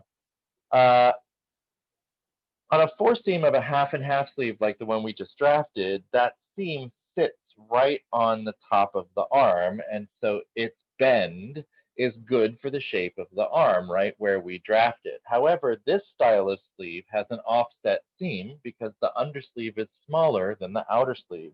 So that seam has now moved from being on top of the arm to the inside of the arm, which is totally cool, except my arm still wants to bend in the same spot. So what we do is we'll make the undersleeve edge slightly longer than the outsleeve edge, and then we have to stretch the outsleeve at the elbow just a little bit. And that stretch moves the curvature of the foreseam into position where it belongs on the arm while keeping the seam turned toward the underside. So this is one of those manipulations that has been done for hundreds of years in men's suit jackets and ladies tailored things, and nobody really talks about it because I feel like the trade sort of assumed that you would learn it, and it's very rarely even in any books that you can see this. There's only like 2 hand constructed tailoring books that I've seen which show it. But what you're doing, and I can show you conceptually with this pattern right here, is you're stretching this area in here, and what you'll see when you do this with a piece of fabric and an iron, visually this edge kind of appears to straighten out a little bit because you're stretching it, and what ends up happening is if you were to fold that back, you would see that the fold that you created is now curved because you've shifted that shaping to the inside by stretching the area. And that's because the bend of your arm would be here even though the seam is further to the inside of the arm. Anyway, to make that happen, we have to forcibly make the undersleeve slightly longer than the outsleeve. So that's why this mark ends up happening. It's just half a dedo. It's not a ton. But now we have all the marks that we need to draft our pattern. So we'll start by drawing the top of the out sleeve. We'll draw the cap here. And again, I'm using my armhole curve ruler, and I'm spinning it until it hits this mark and until it hits this mark very cleanly. I'll draw that, and then I'll reverse the ruler, and then I will aim for my psi line. You can see that I'm having to shift this forward quite a bit to get it to actually hit the right way. So the front of this then is becoming a slight bit more bulbous toward the front, which is great. We want that. It'll fit beautifully into the armhole. Once I have this shape, I'm going to modify this section just a little bit. The lower portion, I'm going to curve inward about half a dedo. And that is just to take away some of the roundness in this area so that you have a smooth run as it crosses, like this edge crosses the foreseam going into the underarm. If you leave it rounded like this, you'll end up with kind of a sharp jog. So I'm shaving this in just a little bit, and then it'll match up better with the corresponding curve from the undersleeve. And that just means that in terms of like a sleeve cap, this juncture right here will be much more smooth and attractive. That's what we're accounting for. So we're rounding it out just a little bit as it goes in to the pit.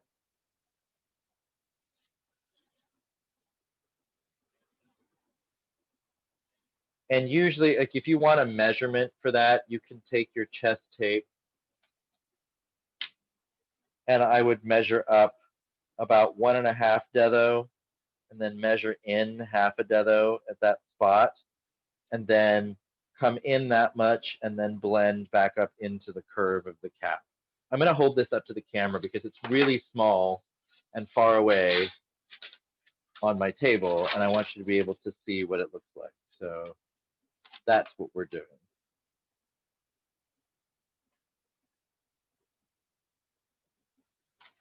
Okay.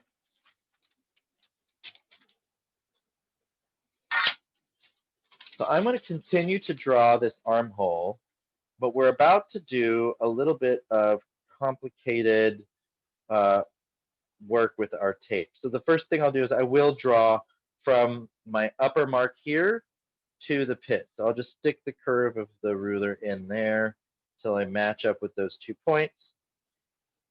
And then I will draw the first leg of the undersleeve armpit. Now I need to grab my chest tape and do a little bit of magic with that tape math.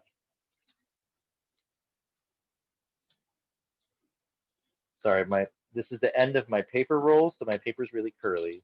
So I'm actually just going to tape it together here so it stops curling up and screwing the proportion off in the image. All right, so I know that my armhole is CIM. It's 1 dedo less than M for its circumference. I want to have 2 dedos of ease in this sleeve cap. I'm specifically saying I want 2 dedos of ease. So what I'm going to do then is I have 2 choices. What I have done in the past is I just measure this, and then whatever is left over to my armhole, I add 2 dedo to that, and then I draw the bottom. The other way to do it is to just add the 2 dedo now. So IM plus 2 dedo equals M. And then that becomes the measurement that I want for my sleeve cap. And then I will measure the top. And then what remains becomes the undersleeve. So MI is the total that I want. So I'm going to measure along this cap.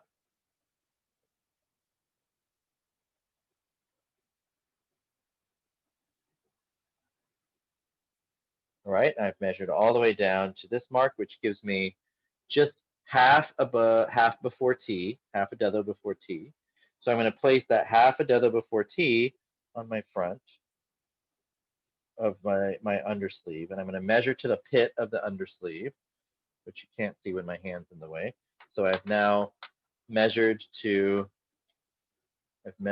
here, to my pit notch. And now I'm going to just bend the tape until MI hits my guideline. So I'm bending it into a curve so that it hits the guideline. It probably shouldn't be straight, right? And it shouldn't be too tight. So I'm bending it into a gentle curve that almost resembles the same curve of the neckline. That could be a good rule of thumb for you, is that it's a similar looking curve to the shape of a neckline. Once I have that, then I can remove the tape and then draw my curve. So now I know that the total measurement of the top of the cap and the pit of the sleeve equals MI. So I know I've measured very carefully to know that it has exactly 2 dedos of ease in it.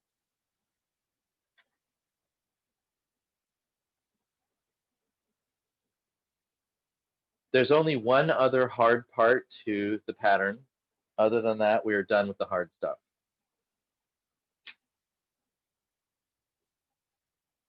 Give me thumbs up when you're ready to proceed. I know that this is a little complicated, this area, the whole subtraction portion and remainder and all that. Okay, oh, nice, nice line, a bright yellow cheerful thumb. Yay. All right. Anna, you good? Are you still? You're good? Okay. Great, thank you.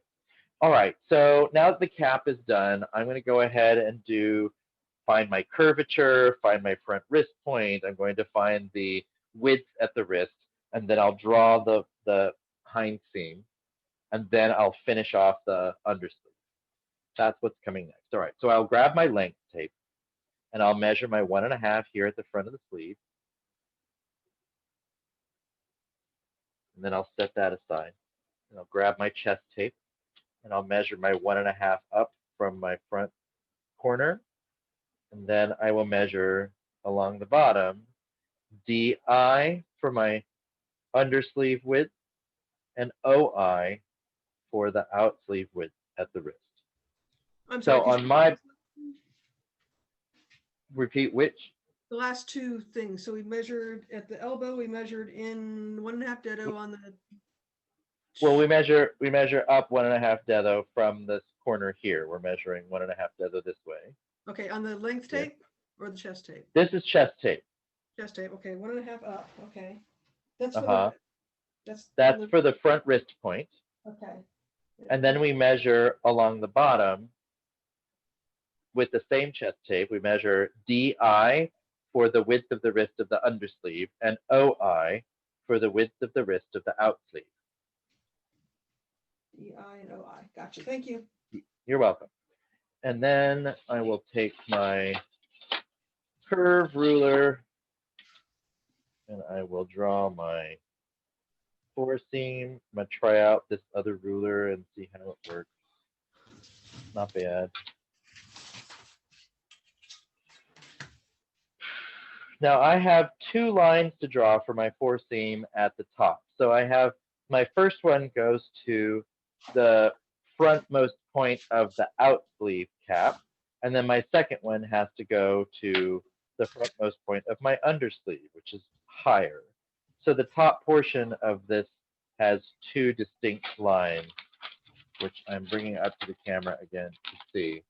It's a very small difference, but it's an important difference. So I have about 1/8 of an inch that separates those 2, so just a few millimeters between the 2 lines. But one of them goes to the higher point of the undersleeve, and then one goes to the lower point of the outsleeve.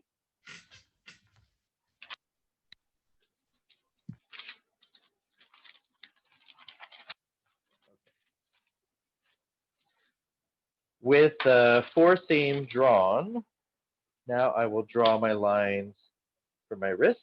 So I will draw from the front wrist point, I'll draw a straight line to my DI mark and a straight line to my OI mark.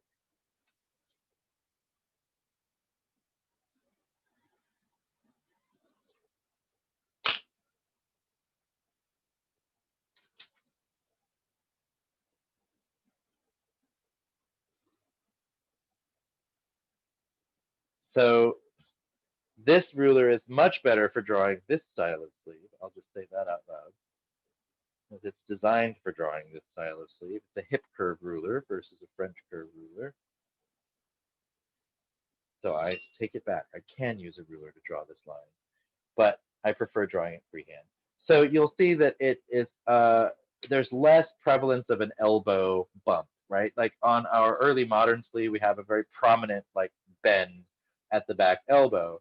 But for a more modern sleeve like this, and especially when you have a smaller undersleeve, you want this to be a very smooth, even curve so that you don't have any sharp bends, because when you have the offset in the difference of width from the undersleeve to the outsleeve, you can create kind of a nasty bump in a place where you don't want one on your body while you're wearing it. So this should be a very smooth, gentle curve, reaching the hind seam about halfway between your thigh line and your elbow line.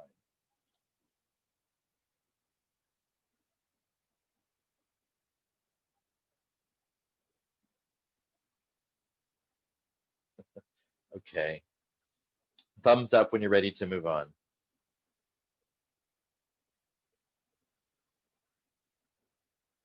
All right, let's see him here. Big cheerful yellow thumbs. That's so exciting. All right, so this next bit is really confusing at first. And I want you all to put your pencils down and just watch me do it. I'm going to explain it once. I'm going to do it once, and then I'm going to do it again while explaining it, okay? So what we're going to do is the first thing we're going to do is we are going to make a guess at what the angle of the hind seam is going to be here. So I'm just going to ghost in a guideline right there, and that's as far as I need to go. I just need something visual to work off of to be able to measure the width here just below the thigh line. And what I'm going to do is I'm going to measure across the out sleeve width, and I'm going to add the width of the undersleeve. And I'm going to take that measurement and I'm going to keep adding. I'm going to add the wrist width of both the under and outer sleeves down here. So I'm adding up this plus this and this plus this. So that I have a total circumference here plus a total circumference here. And then I'm going to divide that by 2, and that becomes the total circumference at the elbow. So I'm averaging this measurement and this measurement, and that gives me where the elbow should fall in the middle of that. And what that gives me is a nice smoothly tapered tube that comes from here to here in a nice, even, mathematically sound kind of way. So in terms of averaging, if I were doing that on a calculator, I would take my ruler and I would measure this width and I would write it down. And then I would measure this width and write it down, measure this width and that width, write all 4 of those down, add them together, and divide by 2. And that gives me the full circumference here. That full circumference here, then I would have to subtract this width, and whatever remains would be the width of the undersleeve elbow. But I'm going to do all of this in the physicalized mathematical way that we use the tapes. That's why it's confusing. Are there any questions about the way averages work before I do this math?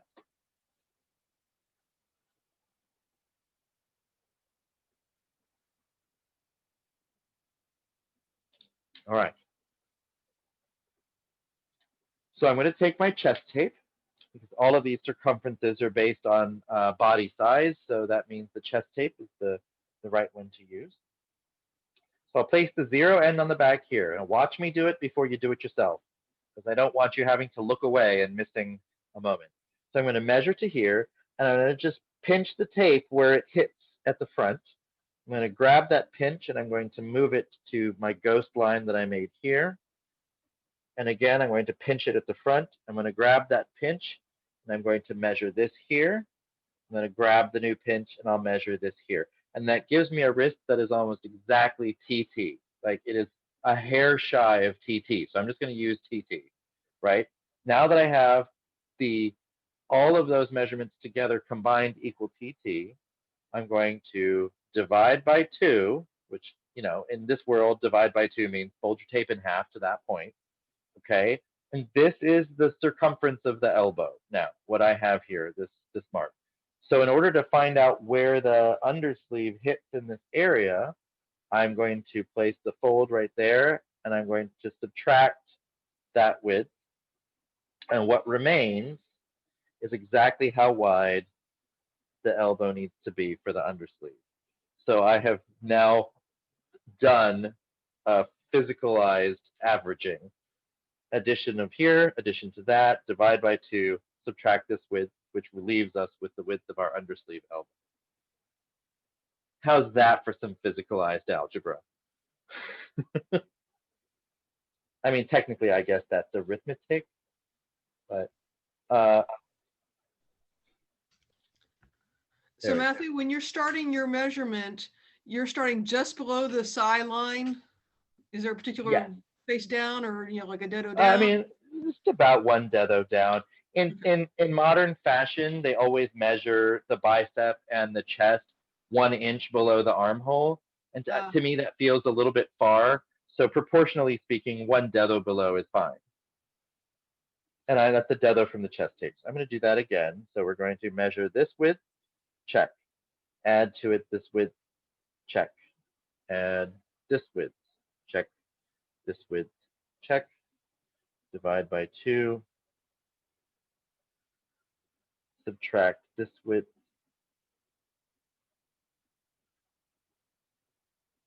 There we go. Yeah, it's good. I did not hand draw the bottom part of this curve very well, so I'm going to adjust it because it's unpleasing to my eye.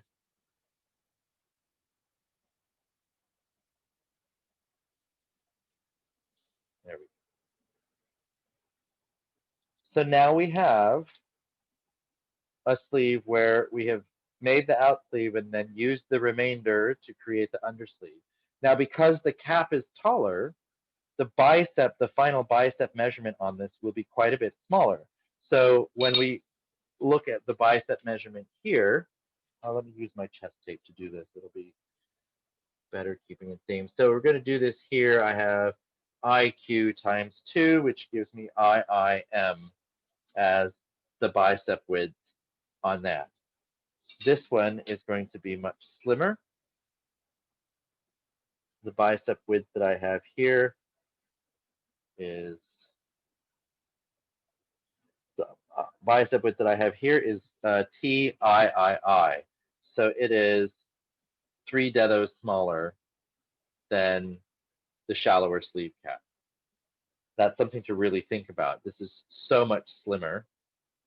And if you want to make this style of sleeve slimmer, there are things that you can do to it without affecting the cap shape that you could do. There's some like sculpting things that you can do to carve out more fabric to have it fit snugger, but I always find that it's best to do those things in fitting anyway. But in this case, the whole point of doing a sleeve like this is that it will be slimmer. Every time you raise the sleeve cap, your bicep counters by getting more thin. Now, that can be a problem if you're dealing with a time period where the sleeve cap is supposed to be shallow, but the bicep is also supposed to be tight. Because the shallower the sleeve cap is, the lower it is, the wider the bicep is, mathematically speaking, like they counterbalance each other. So in the 18th century, particularly like the center third of the 18th century, you see these really tight biceps, but the sleeve cap is still relatively shallow. It's about 1/5 of the armhole measurement. So what they'll do, you'll see sleeves where it's drafted to the bicep width that they want, and then to make up the extra, they'll just put a slash in the undersleeve and add a gusset to make it meet the measurement for the armhole and then stitch it in. That way they're keeping the bicep measurement relatively tight. But that's the only time period from after the early modern era that I really see that happen. Now, when you're going further back in history, you see more gussets being used, but a lot of that has to do more with shape and fabric conservation than it does with this particular concept of fitting the bicep and then making the cap fit the armhole. So with this being the bottommost part of the armhole, now I could measure my front, my front thigh measurement from pit to shoulder.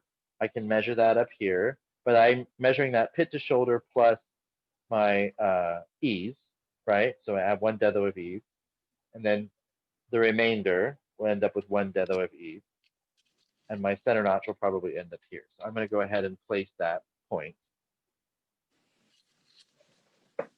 Placing the 0 end on my pit, measuring up to the front, turning, measuring to SIII. So I have my cap plus ease, or pardon me, my front armhole measurement plus 1 deadlift of ease, and then the other one is presumably on the other side. So then I have IQ. I'm going to measure here. Puts me there. And then I'm going to measure to MI.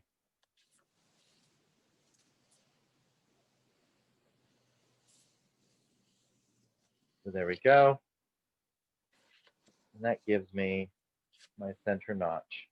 Should be forward of the line in that mark.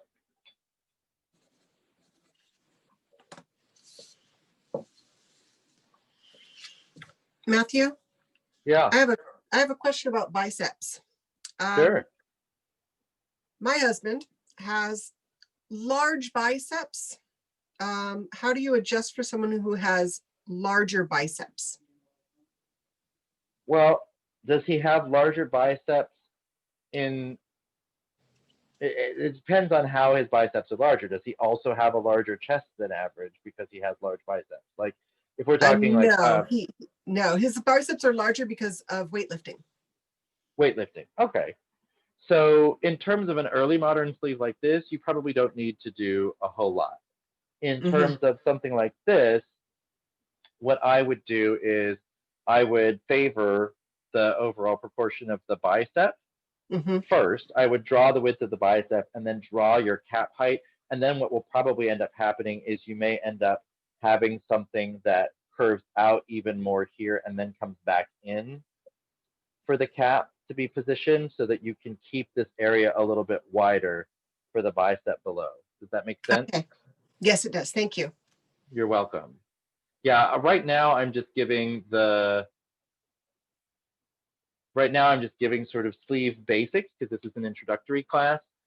Modifications like that can really complicate the geometry, especially at the sleeve cap.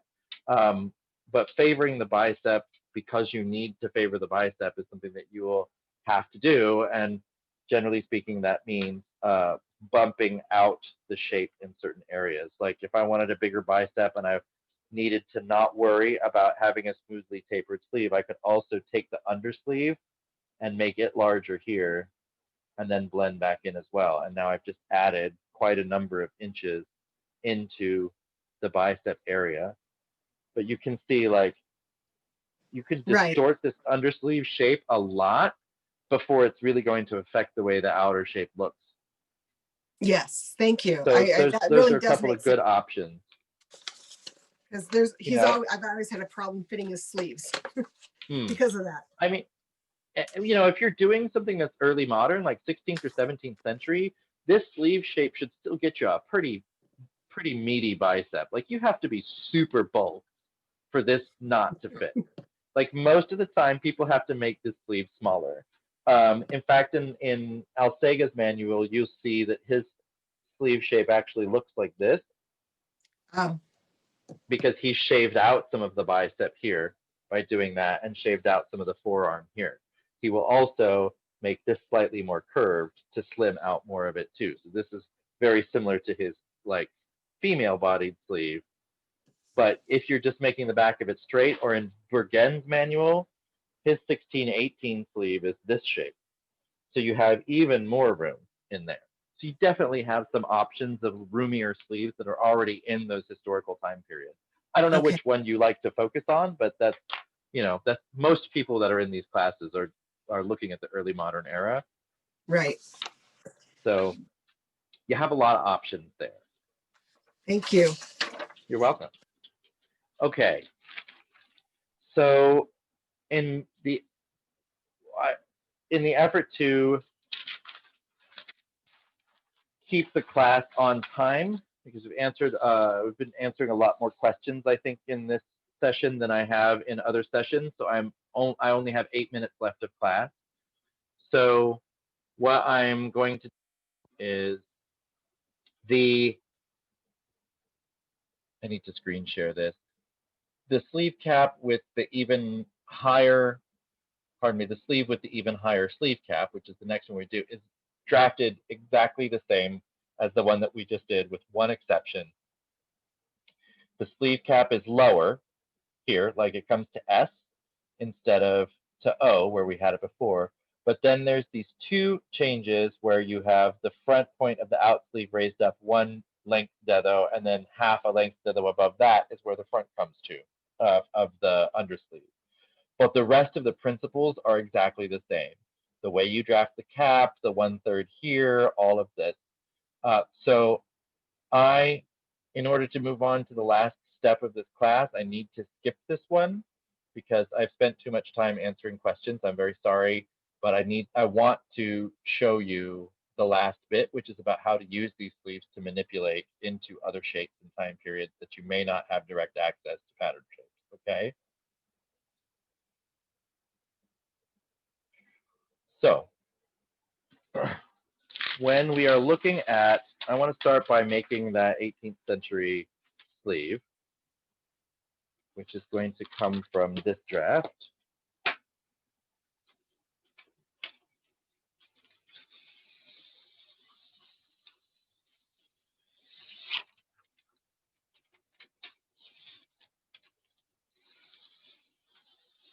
So I'm going to cut out the sleeve shape.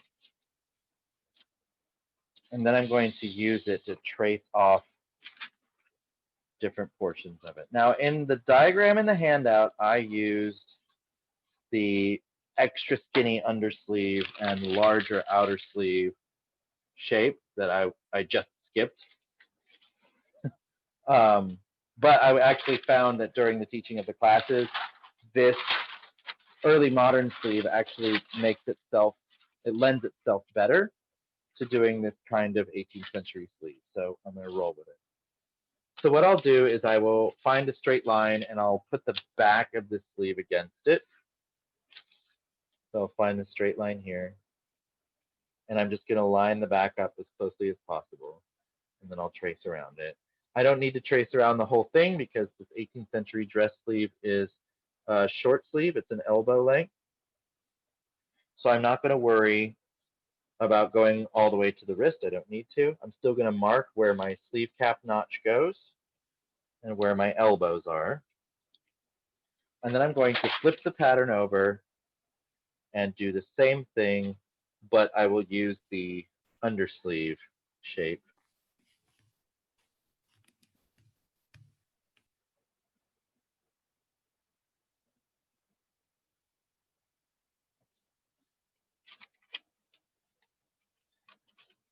So this, I'm just copying off the curvature of the undersleeve by holding my fingernail down on the line that I can see through the paper and just running the pencil next to it. Sort of my quick and dirty way of tracing it off without having to cut it out of the pattern paper. Okay, and then I need a notch. All right, so now I've got my elbow marks right here and here and here. And this 18th century sleeve style, depending on which decade it's in, you have sleeves that either cut right across the top of the elbow. They might arc a little bit above the elbow, or they might even come a little bit below. So what I'm going to do is I'm going to just do a thumb width below my elbow crook notch, and then I'm going to come up from there in an arc. which is similar to what they are. Now, this sleeve pattern that I'm using is based on one that's in Patterns of Fashion, Patterns of Fashion 1, which is the 18th century one. And then I know that it has to hit this mark over here, and over here it's going to dip down so that it meets the dart that we can create from the elbow seam. So that dart that's in 18th century sleeves is directly related to the elbow seam in a two-piece sleeve. So I'm just going to make us, at that elbow level, I'm just going to use that as the top of the dart, and then I'm going to move the legs out. I'll make sure that they're the same length. 2 and 3, 8, 2 and 3, 8, and then I can complete this shape right here. And voila, now we have an 18th century sleeve for, you know, a robe à l'anglaise or française. Pick one, they're cute. And also, you can use the same process even if you narrow the bicep a little bit and make the cap slightly higher, which it probably would be in the 18th century.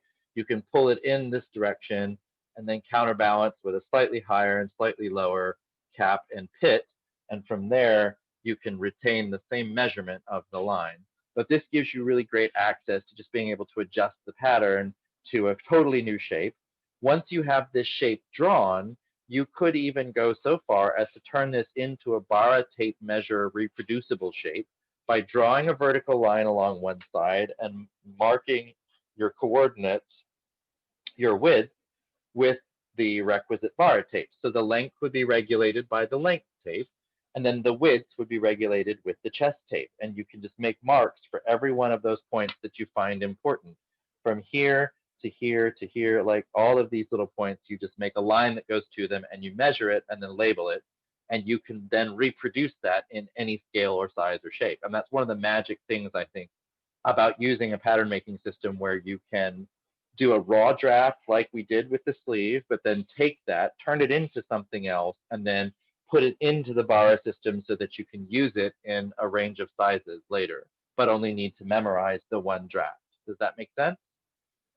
I think it's pretty cool. It makes me really happy to be able to do that kind of thing. Any questions before I show you the arming sleeve, the doublet arming sleeve, which is super awesome? No? Okay.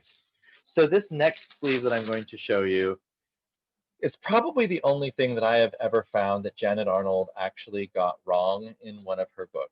And I am not attempting to speak ill of the dead. Janet Arnold is a saint in my book, but this one thing she did get a little bit wrong. So this sleeve right here, in her book, Patterns of Fashion 1560 to 1620, which I will retrieve from my shelf this very moment, she shows this sleeve drafted and sewn together as some sort of odd hanging sleeve, where this is a dart that needs to be closed and somehow it turns into a hanging sleeve. So I'm going to put this up to the camera and you can see what her interpretation of it is. This is her interpretation of that sleeve and what it's supposed to do. So the dart goes into the back of the sleeve cap and somehow the shape turns into this hanging sleeve, which I don't fully understand. This is not correct. This is not how it's supposed to work, and I will show you why. Because what you're actually seeing in the diagram and in the one that's in this book, you're actually seeing a curved two-piece sleeve that has been cut in a single sheet. So this is still the same sleeve shape we've just drafted. It's just been tweaked so that you can cut it out of one piece of fabric and then you fold it a certain way and stitch it together and it becomes a curved two-piece sleeve. So let's get to it because we're already kind of out of time and I want you to be able to see how it goes. I think it's super nifty. It excites me every time I draft it.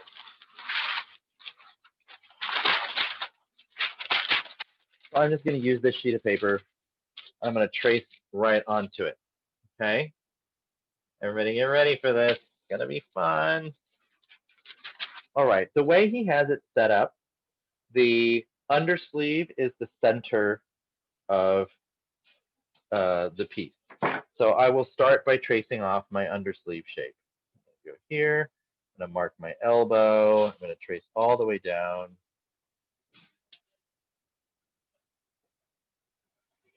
I'm going to come here, I'm going to mark my elbow notch there, there, and then I will draw the pit.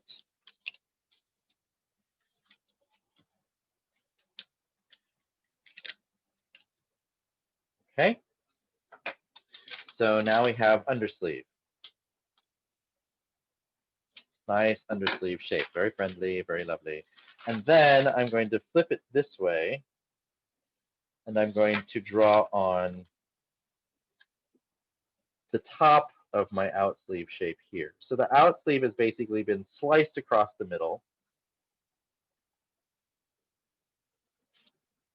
And what I'll do is I'll make a point, and this is about half a dedo above the elbow line. I'll make a point here, and I'll keep a line that's perpendicular to this, and I'll draw that way.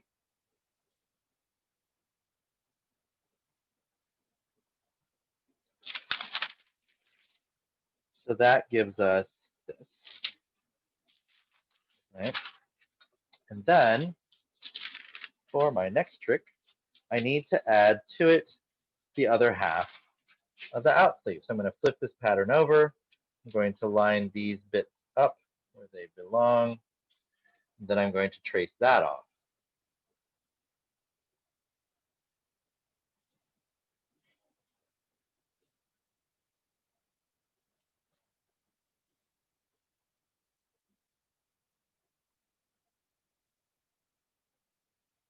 Okay. And then I will connect those dots. Isn't that starting to look a little familiar? One would hope. So there it is. That's the base shape. Now I have this little fish that needs to be taken out if I want to keep the same fit of the sleeve, so I can't leave it there. So instead, I'm going to carve it out of these edges.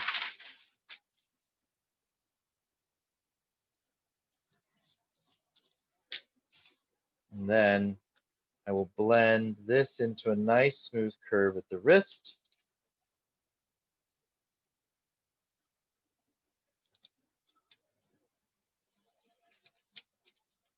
And here we are.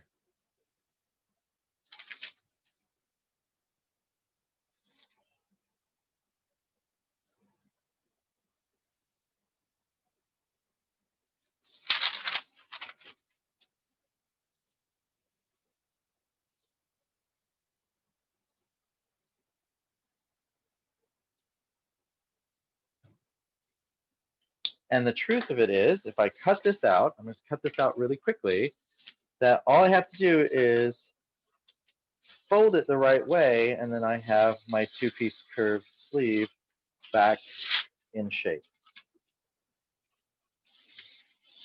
What I find really interesting about this pattern is it shows how it shows that the idea that you would slice and dice and manipulate a pattern, it shows that that thinking was already part of the vernacular.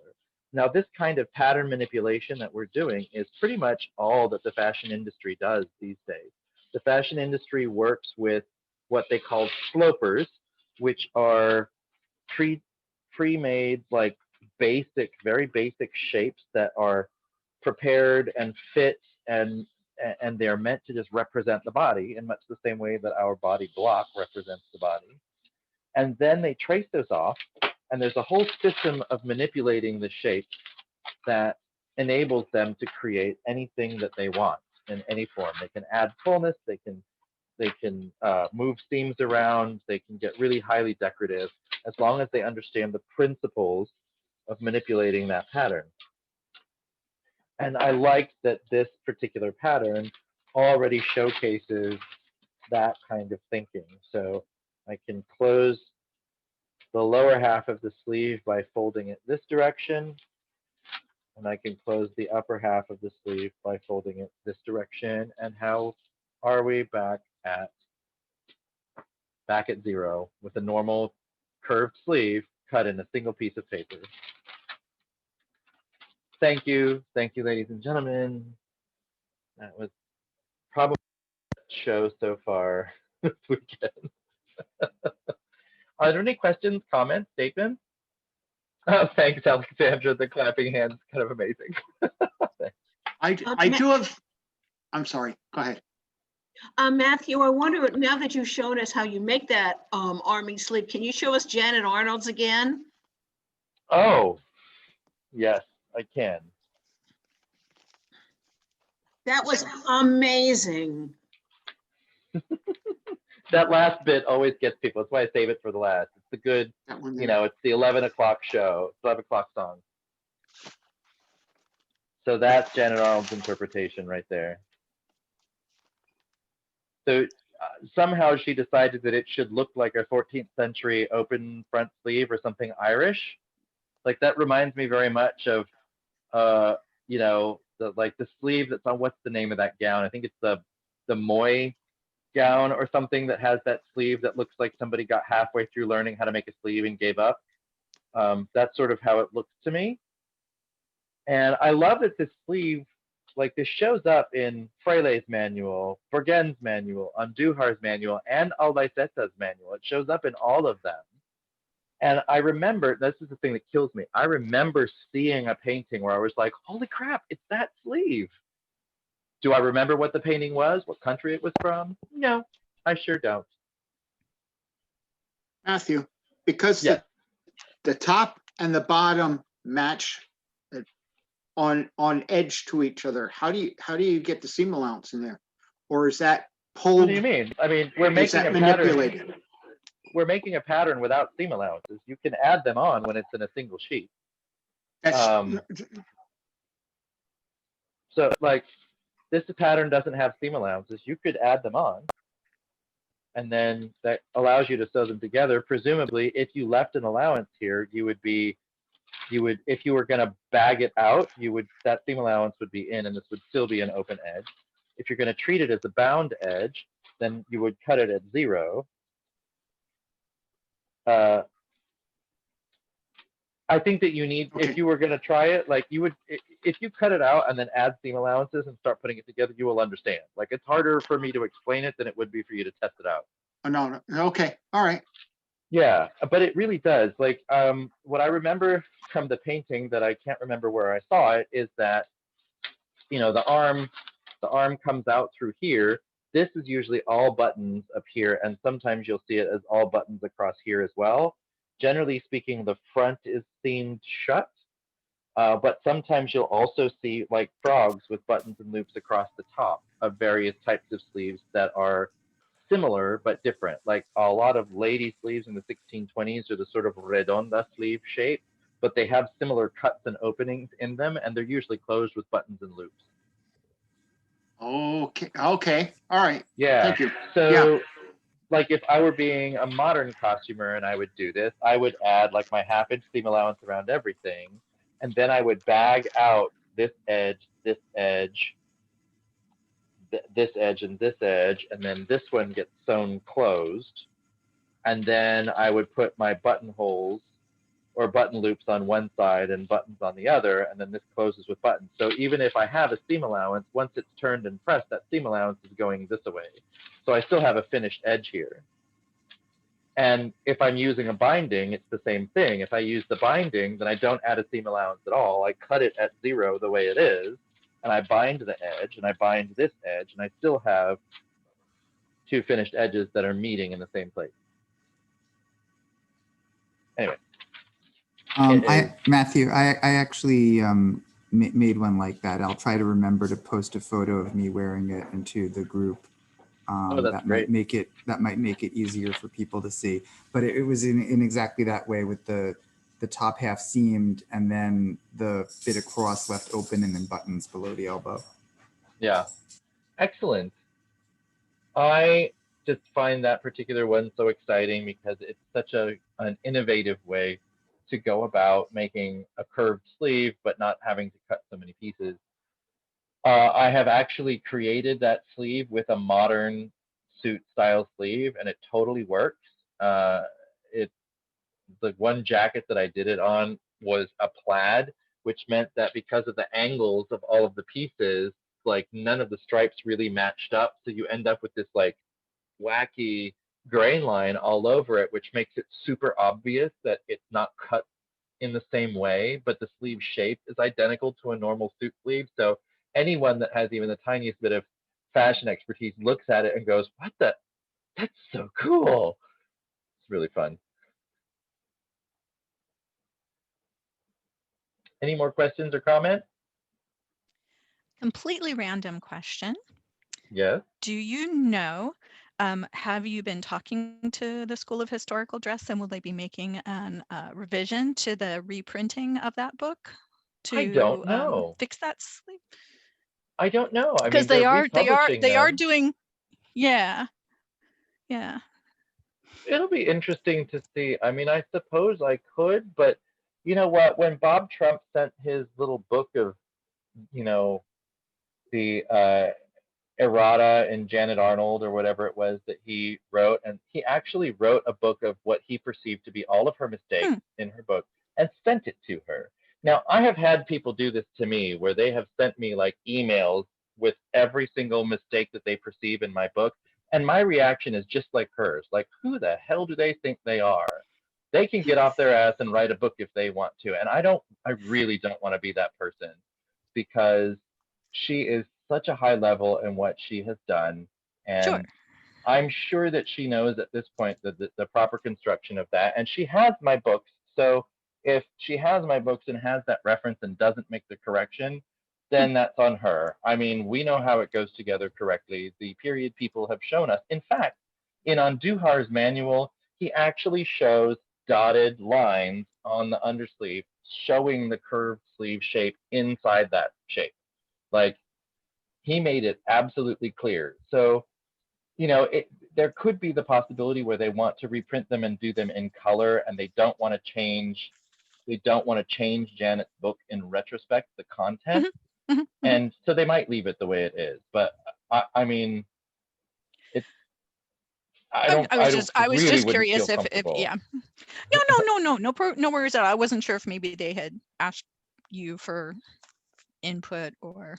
Oh, that would be so cool. No, they don't ask me for anything. They're no, they don't. We don't have those kinds of conversations. Okay. Yeah. But thank you. I mean, That was a very cool sleeve. That was really awesome. And I look thanks. forward to seeing the example from my classmate. Yeah. Yeah, I have chatted with Jenny before at the Jamestown conference. We had some wonderful conversations, but you know, the energy that I got from her was, oh, it's cute that you're doing your research. And it very much didn't feel like a colleague, an equal colleague kind of energy. So again, I super don't feel comfortable with that. Now, if it were Jane and Ninya, I would absolutely feel totally fine saying, oh my gosh, this thing that I know you're going to do, because Jane and Ninya, when we were having conversations, we felt very much like equals talking to each other. And I did not feel that way with Jenny, so I don't feel comfortable doing that. Does that mean I don't love her? No, I absolutely adore her. I think she's genius, and I think everything she's writing is pretty amazing. So, but I feel like we're in different worlds. Anything else before I sign off, folks? Oh, I should tell you what the homework is. Hey, how about Darn that? He remembered. Actually, there's not much. There's not much. And before I give the homework, I want to say that I do not want people stressing over this homework. Like, you are paying to be in this class, but you are not paying for me to give you more than you can handle in a week. And nothing is going to happen if you do not do it. There's no degree at the end of this. I will send out a certification to say you completed the course, but there's no grade. It's not like no one's going to fail. Like, you took my class and you got to the end. Here is a certificate saying that you did that. What you do with the knowledge and practice and information is entirely up to you. So if you don't have the time to practice up with the homework afterwards, that's fine. Something that I've taught during the class will stick, and it's entirely up to you. I see so many people that have clearly had traumatic experiences with not turning homework in, send me emails where they're kind of freaking out that they didn't get their homework done, and that's just not necessary. That's not what my class is about. You know, half the time I'm not even following the handout exactly the way that I write it either, because the way that you need to put things down on paper is not always the way that you physically do them. So yeah, my expectations for homework are kind of low. So please, nobody stress out about it. What I want for homework this week, however, is I would love for you to continue to explore the manuals. Now that's always going to be a part of the homework from here till the bitter end. Is every week I want you to go through and relate what we've just learned to what you can see in those manuals. And this week, though, it is more specific that I want you to choose an upper body garment that you will look at the shapes, analyze the shapes, and practice drafting those shapes into the blocks that we've created, because after next week's class, you'll be turning that into a pattern that you will then cut out and make up in mock-up fabric. So that means you have to analyze patterns, and of course, email me what the pattern that you want to use, and I'll give you the translation and tell you what the seam allowances are on the diagram and possibly the hem allowances if they're clear to me. Like, I don't expect you to guess at this. I'll be happy to give you the information, because what I would prefer is that you get over that hump and into putting it into a block the way we've studied in class to create the pattern. And then we'll make it up in muslin and move from there. And you know, you'll make a sleeve for it, and you'll put the sleeve in, and you'll make modifications, and we'll talk a little bit about fit, not a ton, but a little bit. This is all about taking the pattern from theory and technical execution into construction practice. So that means your pattern notches will suddenly become more important to you because you'll actually be using them. That means, oh, I have to stretch this edge, so let me get my iron out and let me stretch this edge and see how far I have to go with that. This is all about physicalizing all of these two-dimensional shapes that we've been working on and turning them into things that may or may not be capable of going on a body. But the concept is not to perfect the garment in the muslin. I'm just saying that right now.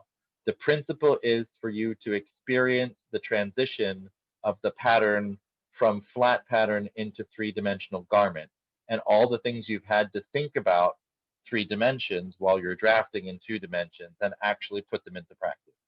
So, you know, I had one person was like, well, should we be concerned about, you know, if I'm doing a garment that has stays that go underneath it, do I have to have the right undergarments on? I'm like, no, because that's not the point.